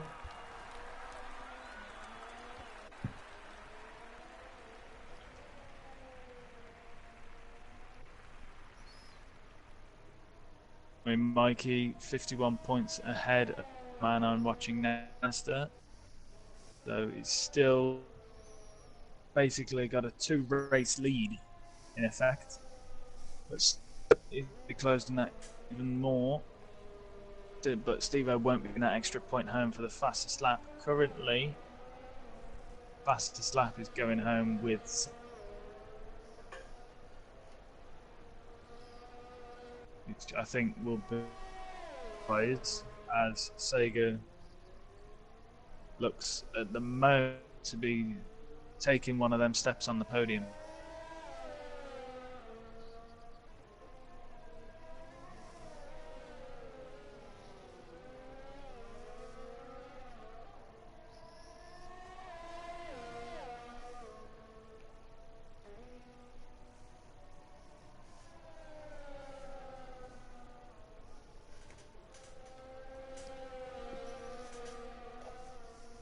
Appleplex gets another penalty. Yeah, Appleplex will be dropping back out of the points at this point. He's got, I believe, 11 penalties for Appleplex. Wow. Is impressive. Is it 12 the limit? I'm not sure. I hope we get to find out.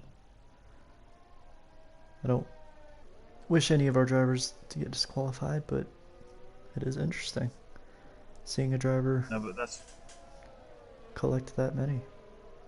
That's why we have this position drop rule, because I think by the time you've earned 6 or 7 penalties, you need to have a look at your driving track limits. And Bannister looking to have a move into turn 1. Strident trying the switchback, but Bannister able to get a good exit, and he gets the move done. P2 for Bannister. On the track as well is what any racer would want. Except Bannister likely to have net P2 anyway if Strident was in front of him due to his penalties. But that's not how a racer wants to earn a place, certainly not a podium. Yeah, so now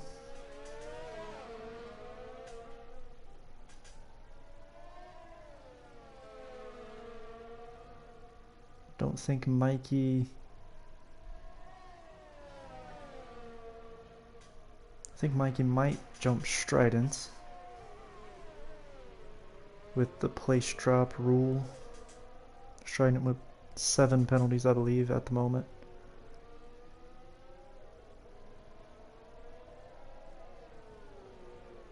Mikey's tyres probably not going to be feeling too great. Let's hope that he can just take them to the end and not have too many issues.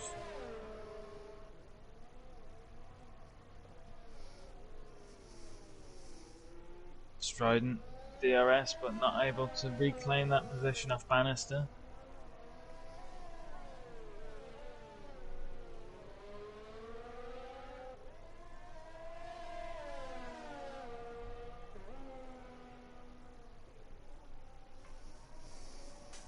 Ooh, Sega coming up to the back of Prev. Prev trying to move out of the way, but there's a bit of weaving from Sega to say, no worries, Prev. But let's see if we can have a look at Mikey's tyres. And I'll tell you what, Dastardly has closed the gap to just over a second with just over a lap to go.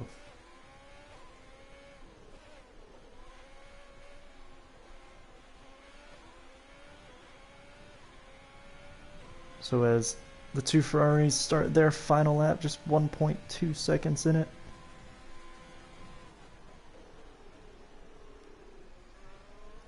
Dastardly on the soft tires, chasing down his teammate.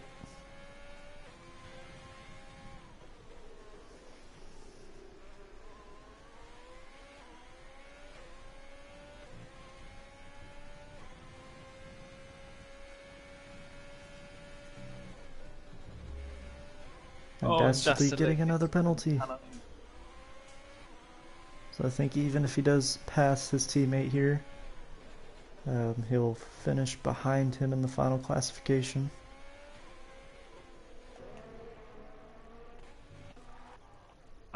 It's just where that break will come from the position drops above. Because there's every chance that his teammate could be promoted, but he wouldn't be. Let's go to Steve-O. Now, yeah, Steve-O coming final turn. Out of turn 14 for the final time and crosses the line. A dominant performance from Steve-O. He was on pole. He led just about every lap of this race. And he takes the race win. Yeah, class of his own. Dastardly does finish behind. Let down Estate. Bannister and Strident come through at second and third.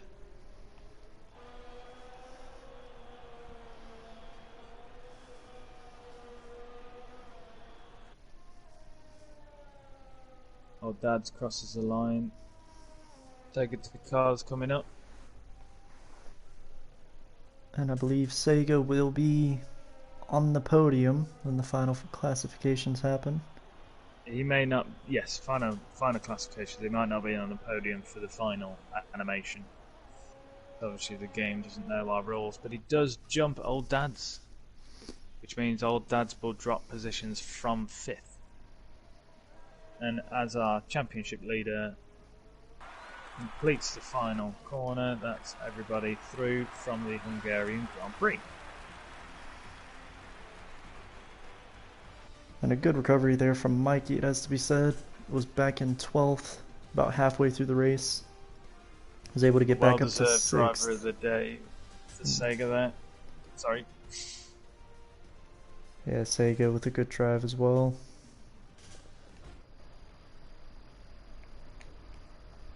We'll just see if we can get some of these drivers in for a podium interview.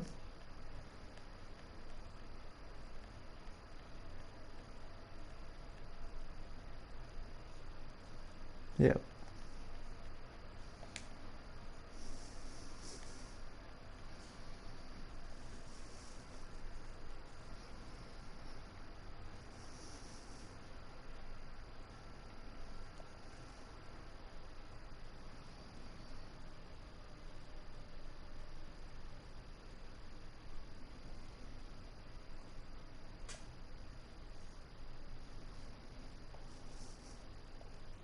That's a slap. well to stay in front of everybody, led majority of the laps, and he took the race win. Second, we have Bannister. In third, we will have Sega, because Strident has got 7 penalties. So we'll just go through the order as they are. Third is Strident, across the line. Fourth is Sega. Fifth is Old Dads. Sixth, seventh is Electate. Eighth is Eight. Ninth is C. 10th is Prev. 11th is Appleplex. And 12th was Ted, but he retired in the pits. So as we see there, we've got quite a few penalties, which we look at in the post-race, the final standings. We are joined now by Bannister. Another strong performance for you, Bannister. What did you make of that one? We're good, yeah. I think we can all agree that Steve needs moving up to AL1. Yeah. He came down from AL1. He needs to go back. Yes. Yeah, I think several people will agree with that. For sure, he's another level today. Not really anybody near him all race, but your main championship rival was Mikey, and you had a good little battle with him, and then... Yeah, I don't know if he clipped me or... I didn't feel anything, but I don't know if he lost it by himself or he hit me, I'm not sure, but... There was definitely some fair, hard battling between the two of you, and turn 4 times is a bit tricky going there by yourself, and you two managed to do it a couple together. Yeah, it's always hard battling Mikey, but it's always fun, it's always clean, but I wasn't sure if I'd just clipped his wing and it sent him round, or his wheel, so we're going to have a look at it, so we'll find out. Yeah, a racing incident. Even if there was contact, nothing you can really either of you could have done. Devil says, well done, Bannister. Yeah, well done, Bannister. Another good result for you, and another good result chasing down strong Mikey. Podium. It'll do well for your construction championship points. Thank you. So, thanks for joining us, Bannister. And now Steve-O, our race winner, is here to join us. Yeah, Steve-O? Yeah. So, you've had some battles the last couple of weeks, but this week a really dominant performance. Are you is you more comfortable with this track than the last week maybe? Yeah, I managed to push it really hard last week, and it got me worried for this week. But I'm glad that I was able to break away from him in the first stint of the race, and then just keep him the same distance away for the rest of the race. That's great. Seemed pretty comfortable in the end for you. So here's the tough question. After a performance like that, are you considering a move back to AL1? Yes. I'm thinking about it for next season, yeah. Next season? Well, see how I do. I still need to improve my race pace more for AL1. Qualifying pace, it looks to be there, but yeah, I keep improving. L1. Definitely been improving, and it's good to see. So hopefully, back in AL1 at some point. But for now, that's 4 in a row for you. Yeah, your racecraft has come on quite a lot, and it looks like you're involved in less incidents. You're sticking on the track a lot more, certainly less penalties, and you seem to be more in control of your race. Yeah. Yeah, so you think you can make it 5 next week at Spa? Maybe. Belgium is a bit tricky. But we'll see how it goes. I mean, penalties can be easy, especially with the corner with no name. It's easy to get a penalty there. Yeah. And the Bannister's very good with his, about getting a penalty and stuff like that, so we'll see.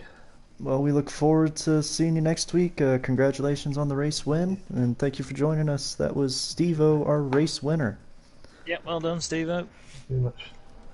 So that's all from us today. Steve-O takes the race win at the Hungarian Grand Prix, and next week we go to Spa in Belgium. Should be a good one. We'll see you then.